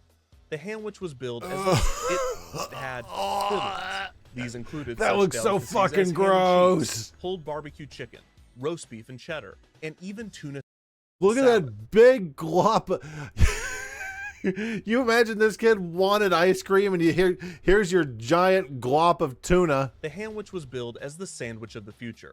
Because of this, the Handwich was sold at Epcot's The Land Pavilion's Farmers Market Food Court, Okay, as this well tracks. as the Space Bar in Tomorrowland. It was also served in Adventureland at some point. Wherever it was billed as Yeah, that was Disney's newest tuna. attraction, implying that I could see it being sold at the land. That feels innovative and you ride the fresh. Handwich, when in reality the Handwich rides you. The official poster for the Handwich boasted that it was not just futuristic, but revolutionary. The, quote, first sandwich you can hold in one hand. The poster also stated that it was Disneylicious, and that those that consumed it were playing a part in the history of baking. Despite the heavy marketing effort, the Handwich was discontinued sometime in the mid-90s, leaving behind more questions than answers. So I would have had the opportunity to have it. I just probably wouldn't have because I was pretty young. Luckily, those questions would linger, and the good people at Retro WDW would respark interest in the Handwich during their Retro Magic event in 2019. Here, historian Brian Miles Have you ever tried to hold a sandwich with one hand and all your giant scoops of tuna fell out? Miles gave a keynote speech on the Handwich. That which was happened coded to somewhat me. like a military briefing. Miles conducted an interview with former Imagineer Peggy Ferris, who had the inside scoop on the Handwich, and you'll never guess who was responsible for its creation. Was it Eisner? Back at Imagineering, Michael Eisner You don't say. challenged us to Hello, I'm Michael Eisner. Hello, I'm Michael Eisner. Hello, I'm Michael Eisner. Michael Eisner challenged us to think about fun food. So that was the big idea. In a surprising twist, Eisner pushed for fun food in part because when he was a young man, he visited the 1964 New York World's Fair, at which Disney famously contributed 4 groundbreaking attractions. While there, a young Eisner tried some of the fair's unique food offerings, including Belgian waffles. Over 2 decades later, And he wrapped up his loose beef in his frozen waffle, and he thought, I could sell this. Eisner was the CEO of the Walt Disney Company, and he challenged the company's Imagineers to concoct a unique culinary creation for the Disney parks. During a day-long brainstorming session, Imagineers and food operations specialists designed dozens of dishes, but one stood out from the fray, a cone-shaped sandwich named the Castle Cone. The original fillings included Mushu shrimp and mixed berries. Eisner approved the idea, and the Castle Cone was born. However, the name was changed by the Walt Disney World marketing team, and it was officially released as the Handwich sometime around 1986, with more consumer Yeah, like what makes you want to put tuna and in here? operations-friendly fillings. Keith, I've been dying to know, what is a Handwich? It's a sub kind of roll. This is a chef who does not want to talk about the Handwich. So that you can stuff the meats inside and eat it actually like a cone. As aforementioned, the Handwich was filled with ham and cheese, Would I try grilled one? barbecue Sure. chicken, roast beef and cheddar, and tuna salad. But these were just a few of the variations. There It was really- also chicken salad, ambrosia The idea, salad, ambrosia salad? seafood salad, and taco beef. I really want to see it with that presentation. When Disney MGM Studios opened in 1989, a unique Handwich was created for the park with a Cobb salad filling.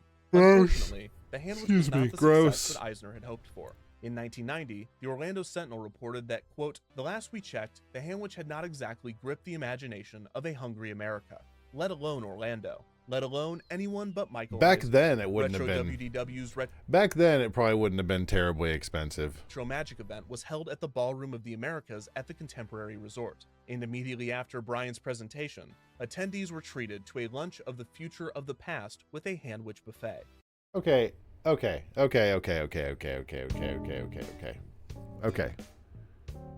This looks okay.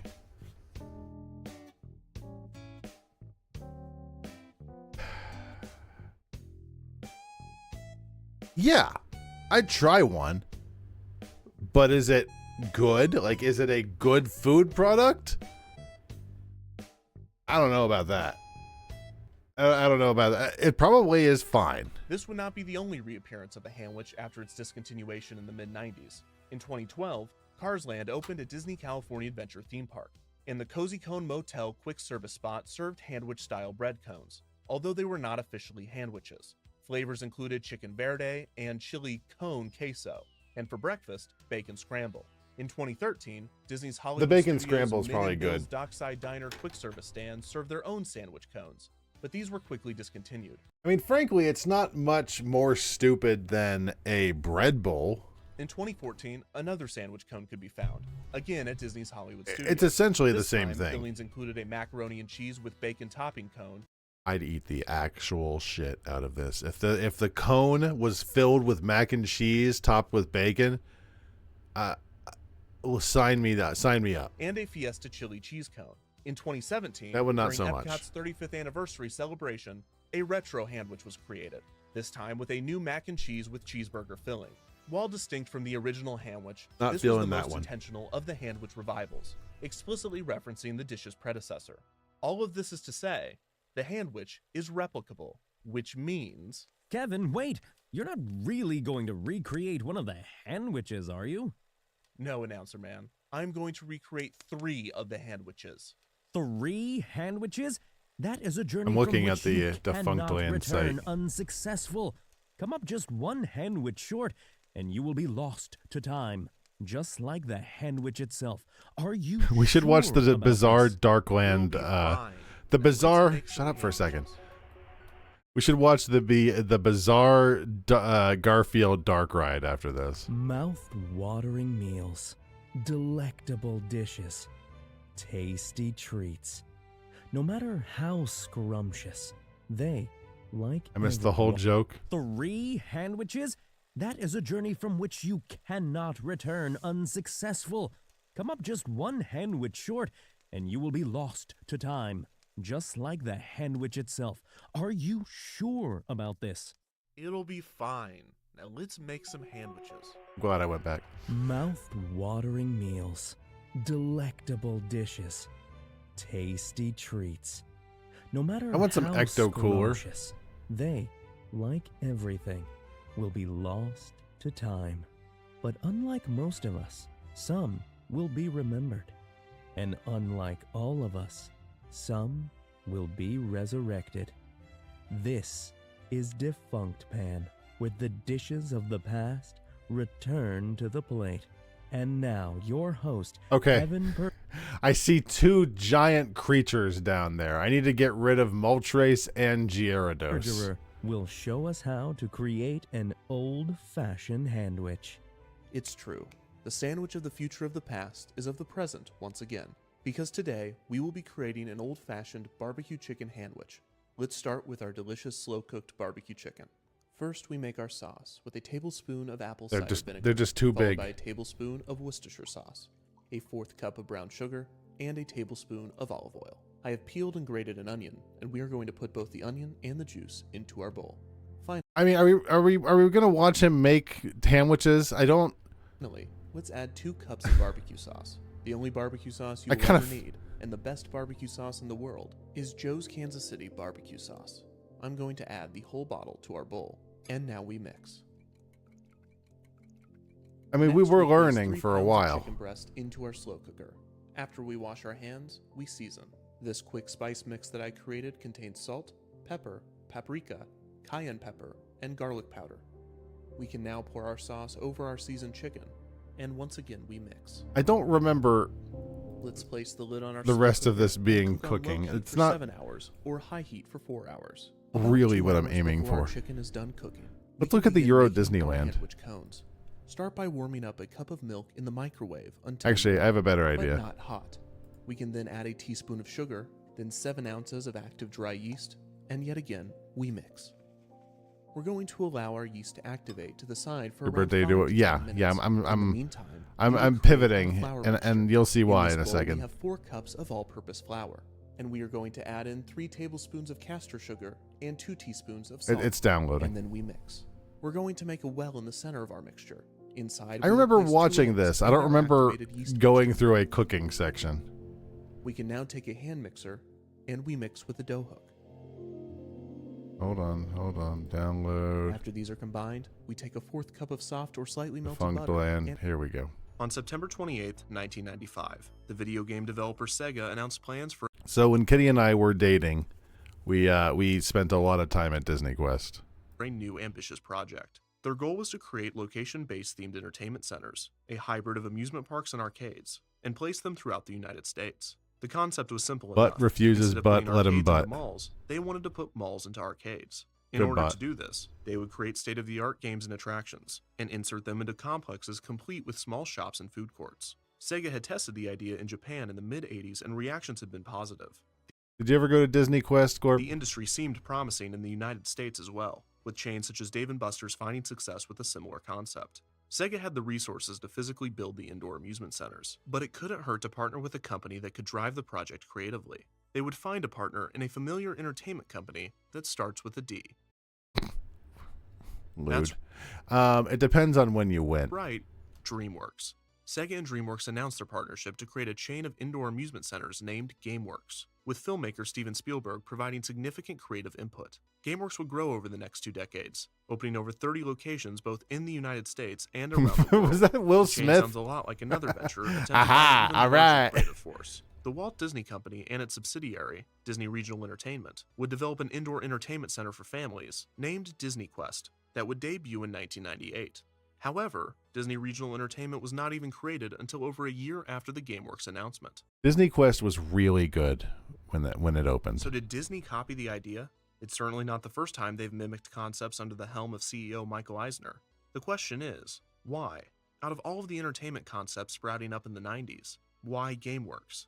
Most of the locations and attractions that Eisner imitated posed a direct threat to the amount of tourists that would be visiting Disney's parks. But GameWorks wasn't stealing any business from Disney. The locations hadn't even been announced. Because they wanted something for downtown Disney. Don't worry about it. So why expand into an emerging, volatile market and take on a company that has more experience and resources in that field? I mean, it didn't work That risk out. does not seem to make sense from a business perspective, but it makes perfect sense if you look at it from a completely different angle. Who founded GameWorks? Sega and DreamWorks. Who founded DreamWorks? Steven Spielberg, David Geffen, and Jeffrey Katzenberg, the former head of Walt Disney Studios that had constantly butted heads with Eisner and had been ousted from the company a year prior. Disney Regional Entertainment 2005. It was good in an easy way 2005. to expand the Disney Parks experience to smaller cities throughout the United States. But there was something bigger going on here. Eisner was spiraling, and he was taking the Walt Disney Company down with him.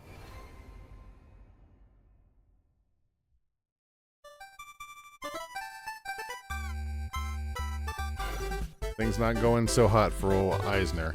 The Disney Quest was great for what it was.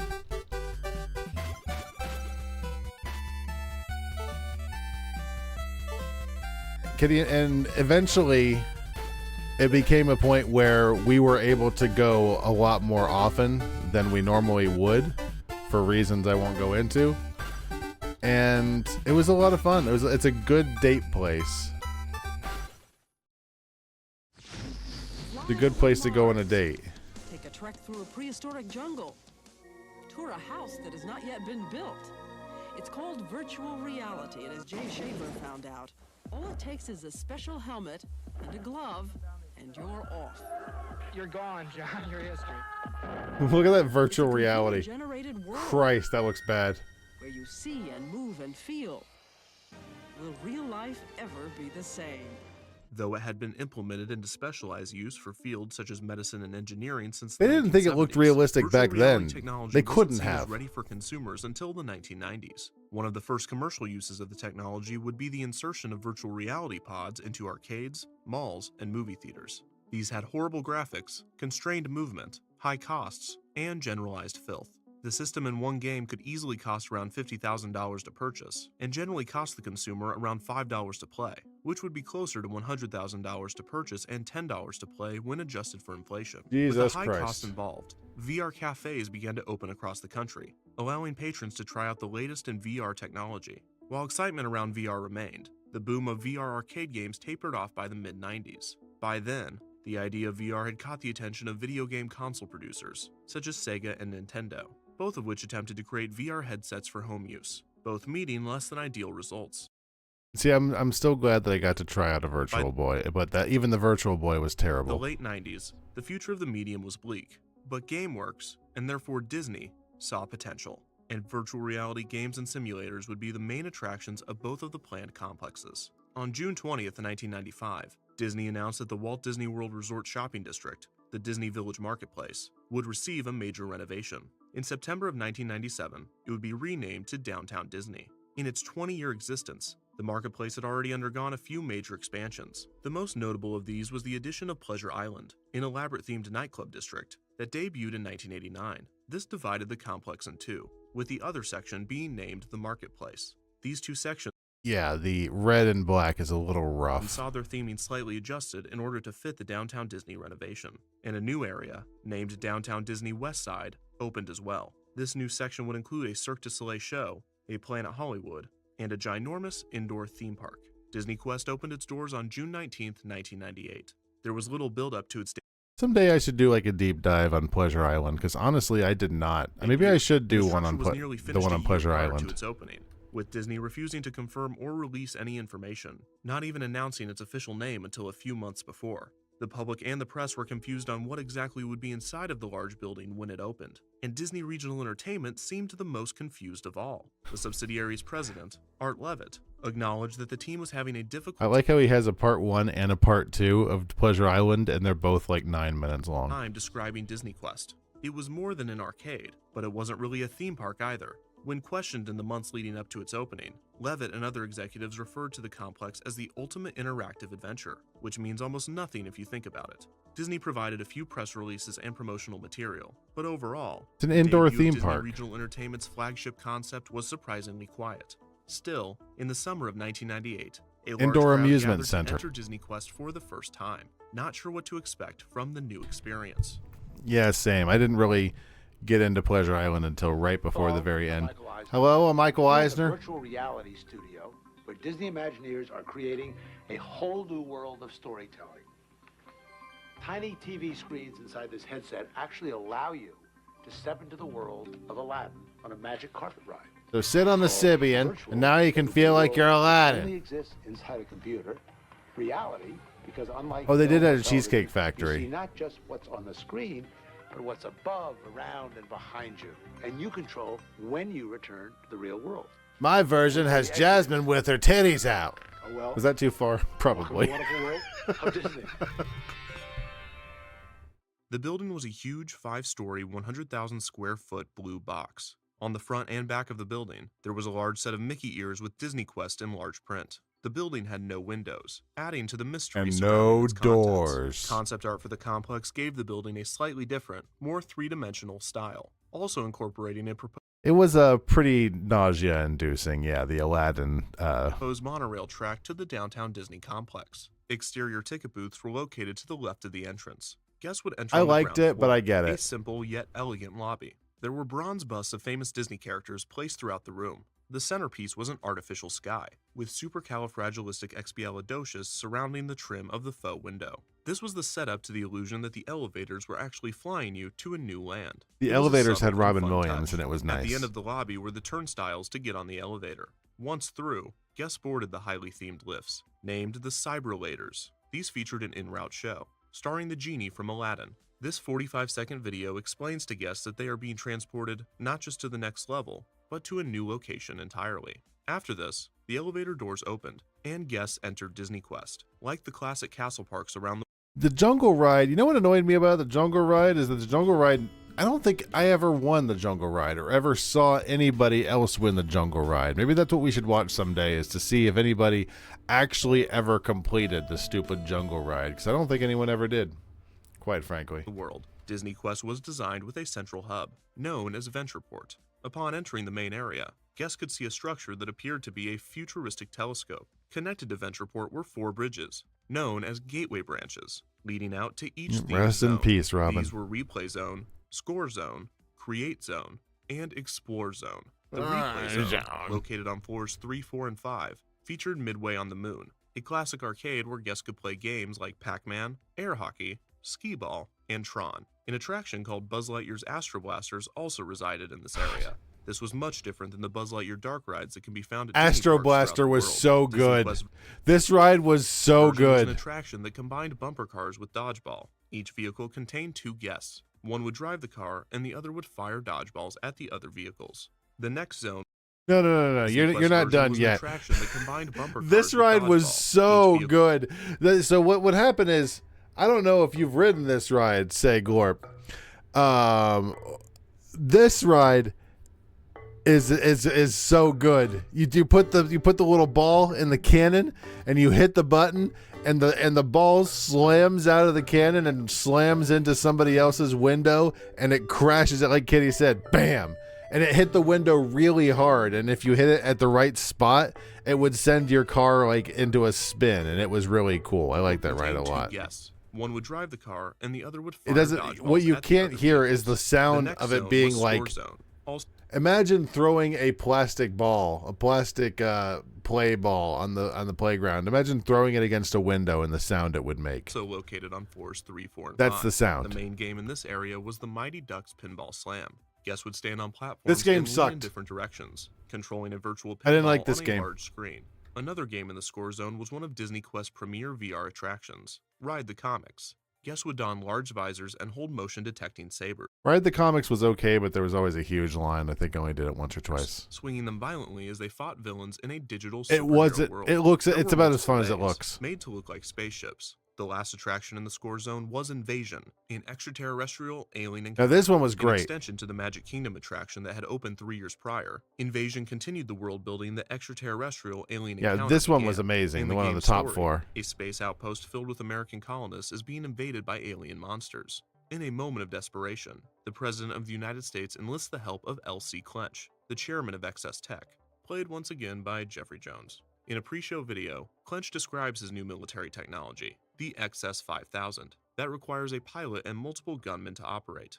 After the pre-show, players would enter the XS-5000 and be teleported to the planet. It's essentially what they're doing now with the Smuggler's Run, but you know, this walked so it could run. Operating 2 joysticks, the gunmen had the ability to shoot lasers or missiles, as well as capture colonists. The pilot would navigate the ship around and eventually back to the teleporter, and also trigger the ship to jump to get out of tough situations. The immersive experience used 3D graphics and a variety of multi-angled screens. During the 4-minute game, It's players really would run good. into some familiar-looking monsters, with grotesque designs similar to those found in the Magic Kingdom attraction. What's The third-themed zone what's going was the on with Create Jeffrey Zone, Jones? I don't know located anything on the about second him. floor. This area featured the Animation Academy, an interactive demonstration similar to those found at other. So once upon a time, we had to draw, I forget what it was. It was like a Donald or something, and I ended up drawing a cigarette, and they closed my screen out, and I still feel bad about it.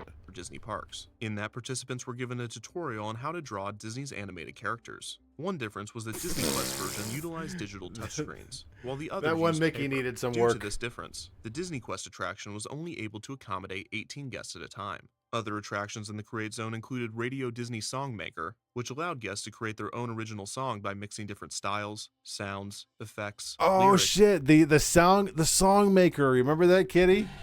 We made the song of Hail King Josh, and it had a lot of fun lyrics in it. It was good times. And more. Sid's Create-A-Toy, a Toy Story-inspired area that let guests combine different toy parts to create a new one, and Magic Mirrors, which allowed guests to take a picture of themselves and manipulate it into a cartoon. The most popular attraction in the Create Zone was Cyberspace Mountain. The most popular Cyberspace attraction Mountain in was the a whole simulator park. ride in which guests could design their own roller coaster. It began with a tutorial presented by Bill Nye, Cyberspace Mountain was really a good. science guy, explaining to riders how to properly construct their coaster. Cyberspace Mountain allowed guests to ride their creations in a simulator car capable of tilting, turning, and even flipping them upside down. A more advanced version of this concept would later appear in Disney parks as the Sum of All Thrills, a 2009 addition to Innoventions in Epcot. No the comment. last zone was the Explore Zone. Located We on love you, floors 1 and 2. Brian. Guests could get to the area either by the stairs or from the 3rd floor Aladdin-themed Cave of Wonders slide. However, this was closed after less than a year of operation. The Explore Zone had 3 large Well, why did they close the slide so quickly? I remember riding the slide. attractions that were technological marvels for their time. The first attraction was Aladdin's Magic Carpet Ride. This attraction was another VR game that required a headset. Guests would sit on a motorcycle-like seat, and after putting on the headset, would find themselves magically transported to Agrabah. Guests would ride on the magic carpet while attempting to release the genie, who was trapped in the Cave of Wonders. I remember enjoying this, but I think it would make me nauseous now. The second attraction, Hercules in This the was Underworld, really fun. was a 3D attraction that took guests on an adventure with the characters from the film. Groups of players, each with their own joystick, steered Pegasus It didn't and last heroes in long. an attempt to defeat Hades. The third immersive attraction was the Virtual Jungle Cruise. This is the Guests would Jungle board Cruise an Kitty was inflatable talking raft, about. sitting on top of a large pad in front of a screen. This thing was The game unbeatable. started in the Jungle Cruise at the Magic Kingdom before a virtual skipper sends guests to the age of the dinosaurs. The skipper accidentally drops the device that controls the time machine, and guests paddle down the river in an attempt to grab it. The pad below reacted to the players' paddles and the flow of the water to maximize realism.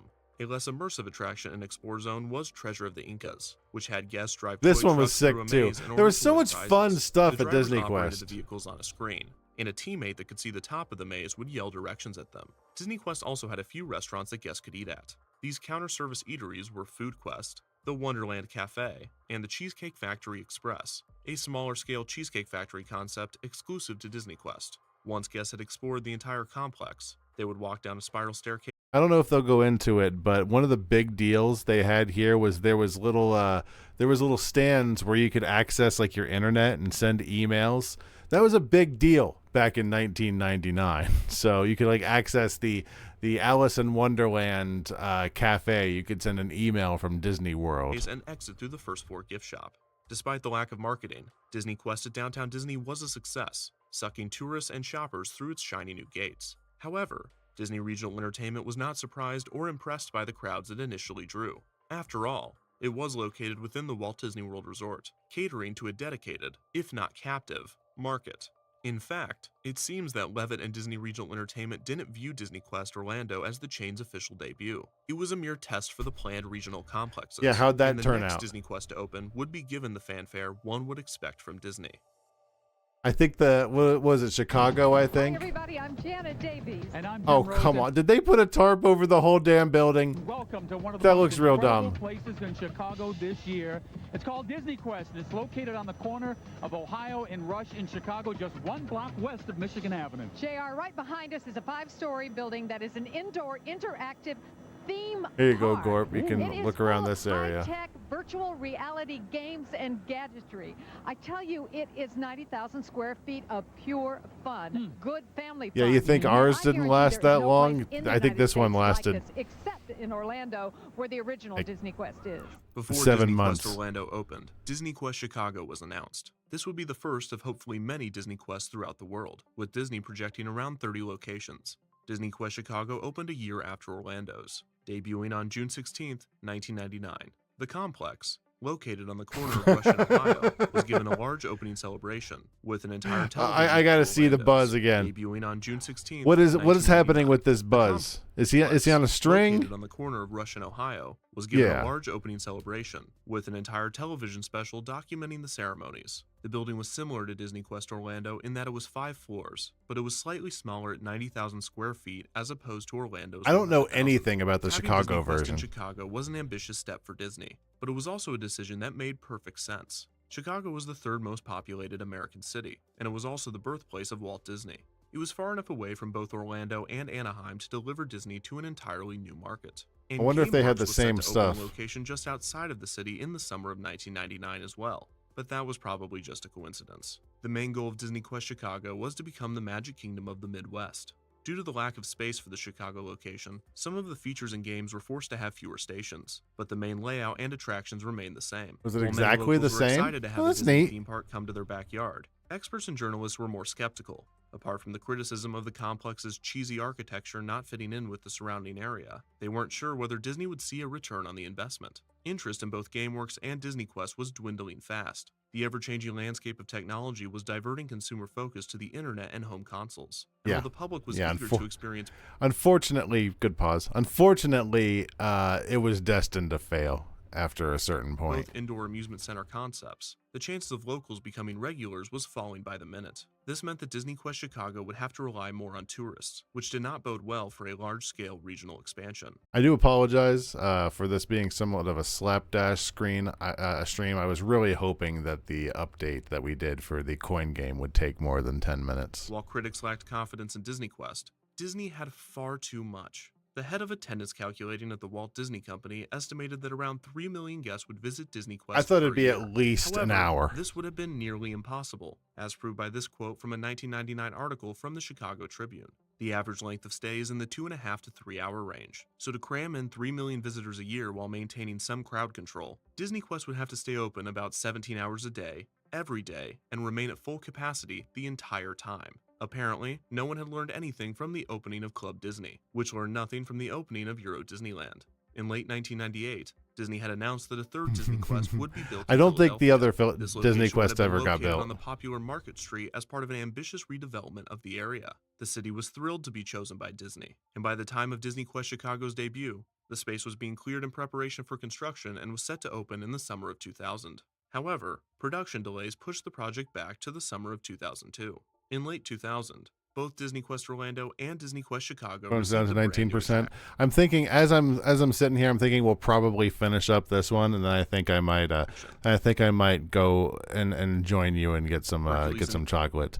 We'll do a more normal stream next time. Underworld was. I'm thinking I might do the comfy van. Maybe by then Feelanoid will be unbanned, and he can give me some pointers on where I should put toothpaste. Replaced by Pirates of the Caribbean: Battle for Buccaneer Gold. which featured large screens surrounding a miniature pirate ship that guests would board. Each player I didn't want to play it tonight, just in case he had would have a opinions. physical cannon that would fire digital cannonballs at enemy ships. A more advanced version of the game's technology would later be used in Toy Story Midway Mania. Players would also encounter a serpent that looked very similar to the Lego model that opened at the Downtown Disney Lego store in 1997. Guests playing the game would have to defeat the Jolly Roger, which was not an easy task, and the majority of players would This lose one the was game, fun, too. with their boat sinking into the water. It is The pirate version was fun. worth noting that both the Pirates of the Caribbean and Aladdin Oh, Disney give me the Quest games were chocolate. designed by Randy Posh, a virtual reality specialist and professor famous for his talk and book, The Last Lecture, which he produced before passing away in 2008. The new Pirates of the Caribbean game That sucks. temporarily reinvigorated excitement in the Chicago location, which had already waned in its 18 months of operation. Unfortunately, it was too late. Disney Quest Chicago surprisingly did not live up to Disney's unrealistic expectations, and Disney announced that it would close the location on September 4th, 2001. The official reasoning was that the complex was simply not generating enough revenue for the company to justify paying the expensive rent of downtown Chicago. Also, the complex was diverting a massive amount of time and money that Disney and the Imagineers could be spending on more promising and more profitable projects. Yep. On top of this, reviews of the Chicago location had not been stellar. The lines were long, the price of admission, $16 for 2.5 hours of games, was too expensive $16? for many, and the complex That's did not all? deliver the Disney magic that the theme parks could. Disney Quest Orlando complimented the Suck my ass! resort well, but Disney Quest Chicago, alone in the heart of a busy city, felt cold and corporate rather than warm and colorful. Along with the announcement that Disney Quest Chicago It's only 2 hours. Look, if it's the same experience as Disney Quest in Orlando, if you're only getting 2 hours worth of fun at Disney Quest, you're probably not doing it right. would be closed. Disney Regional Entertainment announced that Disney Closed on September 4th, 2001. What happened a week later? Let me tell you something. September, and remember when I showed you the store I was working at in 2001? Weird fucking week working at the Disney store in 2001 September. Disney Quest Philadelphia would be scrapped. It could have been 60. Too expensive for many projects. Expensive rent of downtown Chicago that it would close the There's no way it would have cost $60 back then. location on September 4th, 2001.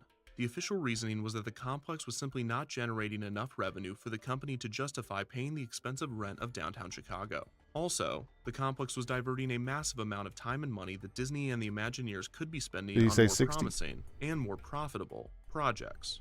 On top of this, reviews of the Chicago location had not been stellar. The lines were long, the price of admission, $16 for 2.5 hours of games, I'm pretty sure was that's too 16. expensive for many, and the And also, I'm sorry, if you're playing the complex did not at Disney Quest, there were so many arcade games that you could play basically for free. So I'm sorry, if you're not getting enough enjoyment out of free arcade games for 16 hours, you're doing something the fuck wrong. deliver the Disney magic that the theme parks could. Disney Quest Orlando complimented the resort well, but Disney Quest Chicago, alone in the Yeah. heart of a busy city, felt cold and corporate rather than warm and colorful. This I can see might not be fitting as well in Along with Chicago. the announcement that Disney Quest Chicago would be closed, Disney Regional Entertainment announced that Disney Quest Philadelphia would be scrapped. Disney essentially abandoned the prime real estate in the middle of construction, leaving only a large plot of dirt. Hey, listen. Anybody else wants to build like anything there, you're welcome. Here's your hole. Locals coined it the Disney Hole, and to this day, it has not been developed further than a paved parking lot. This, along with the closure of Chicago, slightly tarnished Disney's reputation in both Hey, Ran John peers into a roulette game. This kid's lost in the gambling. regions. Despite the cancellation of all future plans for Disney Quest Orlando remained open, receiving little attention from the company and little to no updates. Apart from the closure of the Cave of Wonders slide and the addition of Pirates of the Caribbean Battle for Buccaneer Gold, the Treasure of the Incas interactive maze game would be closed after a few years of operation. Cell phone Here's the problem. The problem was they didn't keep it going. And around the time Kitty and I started really going there, it was already on its last legs. phone frequencies caused interference with the remote-controlled trucks, and on one occasion, one of the vehicles burst into flames. I remember that. Which is terrifying considering that this occurred in a building that had no windows and No a main doors. transportation system of a magic elevator. The space was eventually filled with Let's Go Jungle arcade games. The Magic Mirrors attraction closed in 2005 and was replaced with additional seating. And perhaps the most disappointing removal was the Cheesecake Factory Express around 2008. In 2011, You don't remember the fire? Yeah, there was like one of those little robot cars caught on fire. the Cyberlator screens were turned off, and they became just regular elevators. A few years after this, to help promote the film Wreck-It Ralph, a large structure of the title character as well as multiple Fix-It Felix games were added to the complex. These, along with a few minor additions and a few major closures toward the end of its lifespan, were the only changes Disney Quest Orlando saw. The subsidiary Disney Regional Entertainment lasted until 2010, when it closed 5 ESPN zones and sold 2 more. The branch dissolved, with Disney Quest being absorbed into Disney Parks and Resorts. The indoor theme park was left to die, with Disney giving discounts on tickets and sometimes offering them for free with certain vacation packages. Finally, At the end of its existence, you could basically play all sorts of arcade games for pennies. On It was really good. June 30th, 2015, it was reported that Disney Quest was going to close at the end of 2016 to be replaced with a new NBA-themed attraction. But it was ready to 2016 die. Came and went, with Disney Quest staying open the entire year. It wouldn't be until January 30th, 2017 that Disney would announce that Disney Quest's final day was to be July 2nd. To commemorate the closing, pass holder discounts made ticket prices, which had increased slightly in its nearly 2 decades of operation, exactly $19.98, as a tribute to the year that it opened. That's kinda After nice. 19 years of operation, Disney Quest closed its doors. The building sat abandoned for 1 month, until demolition began in August. The Coke store now? It is not the Coke store. I don't remember what it is. Construction has begun on the NBA Experience, which is set to open in the summer of 2019. The NBA closure of Experience Disney shut down. Quest Orlando, along with the recent closure of Anaheim's ESPN Zone, brought an end to the ventures of Disney Regional Entertainment, with every location of all 3 chains now defunct. But what about Michael What the hell are you? Wait. What do you? Anaheim's ESPN Zone brought an end to the ventures of Disney Regional Entertainment, with every location Oh, I'm looking at it from the wrong. of all 3 chains now defunct. The NBA Experience was not a good But idea. what about I don't remember Michael what it is Eisner? now. He seemed to be largely absent from the development and debut of Disney Quest, I'm unlike gonna look other it up. projects such as Euro Disneyland and Disney's America, where he was on the front lines promoting and explaining the new parks. He did endorse Disney Quest in newspapers and a few television interviews, but it seemed to be less of a priority for him. Level and certainly not one of his 39? passion projects. When the initial concept was pitched to him in the mid-90s, he told the Imagineers to, quote, "kill the project. Why should we go forward with it? So what if we can make money?" The exact It's level 99. What the fuck? reasoning for the strong reaction and what eventually changed his mind We'll look is at this hard in a to say. minute. Maybe it was as selfish as the announcement of GameWorks, in his desire to take on his former partner and new rival. Maybe it was as innocent as the Imagineer strengthening the concept and presenting the promises of the new technology. Either way, the lack of attention on Disney Quest was typical of Is this Eisner's open? second era. 1994 was the watershed. Frank Wells' passing, Euro Disneyland's failure, No. the defeat in Virginia, and his own health issues had turned the ambitious, creative executive into an unfocused, fickle, and often angry CEO. The development of Disney Quest was indicative of the state of the company after the tumultuous 7 years since Euro Disneyland's opening, and it was a mere preview of the mind-boggling creative choices and shocking business decisions that the next 7 years would bring. A lot of, Their renaissance was over. a lot of and Disney was about to editorializing. enter the 2000s. Buckle up. This is going to be a bumpy ride. He's not wrong, but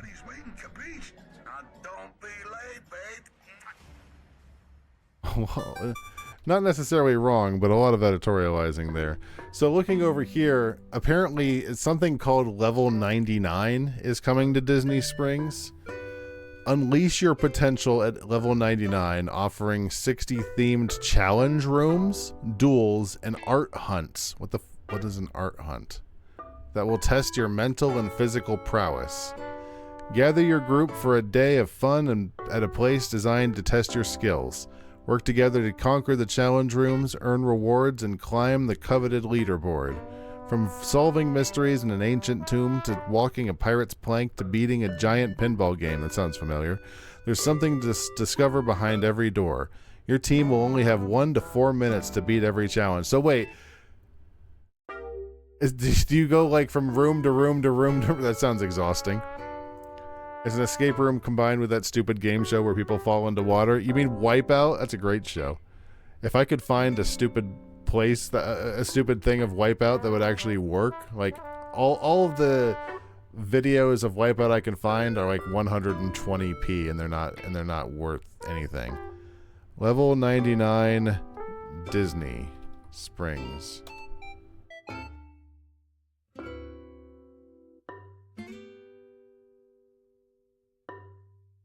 Is there anything even official about it? Doesn't look like it. Like, what is this? Yes, it could be coming to fruition. I'll explain more in our lead story on today's experience. Understood. No, this is 5 months ago. All right, this guy's an idiot. I think tonight has been a bit of a cluster because that terrible update was not worthwhile, but I think I'll cut it just a tiny bit early so I can go and kiss my wife on the face and also get some birthday cake. That was fun. I think tomorrow we might do the RV game that I was talking about instead of Power Wash Simulator. I think that should be fun. Until then, though, I'm going to bed. Have a fantastic evening. Love you all. See you later. Mwah. Bye-bye.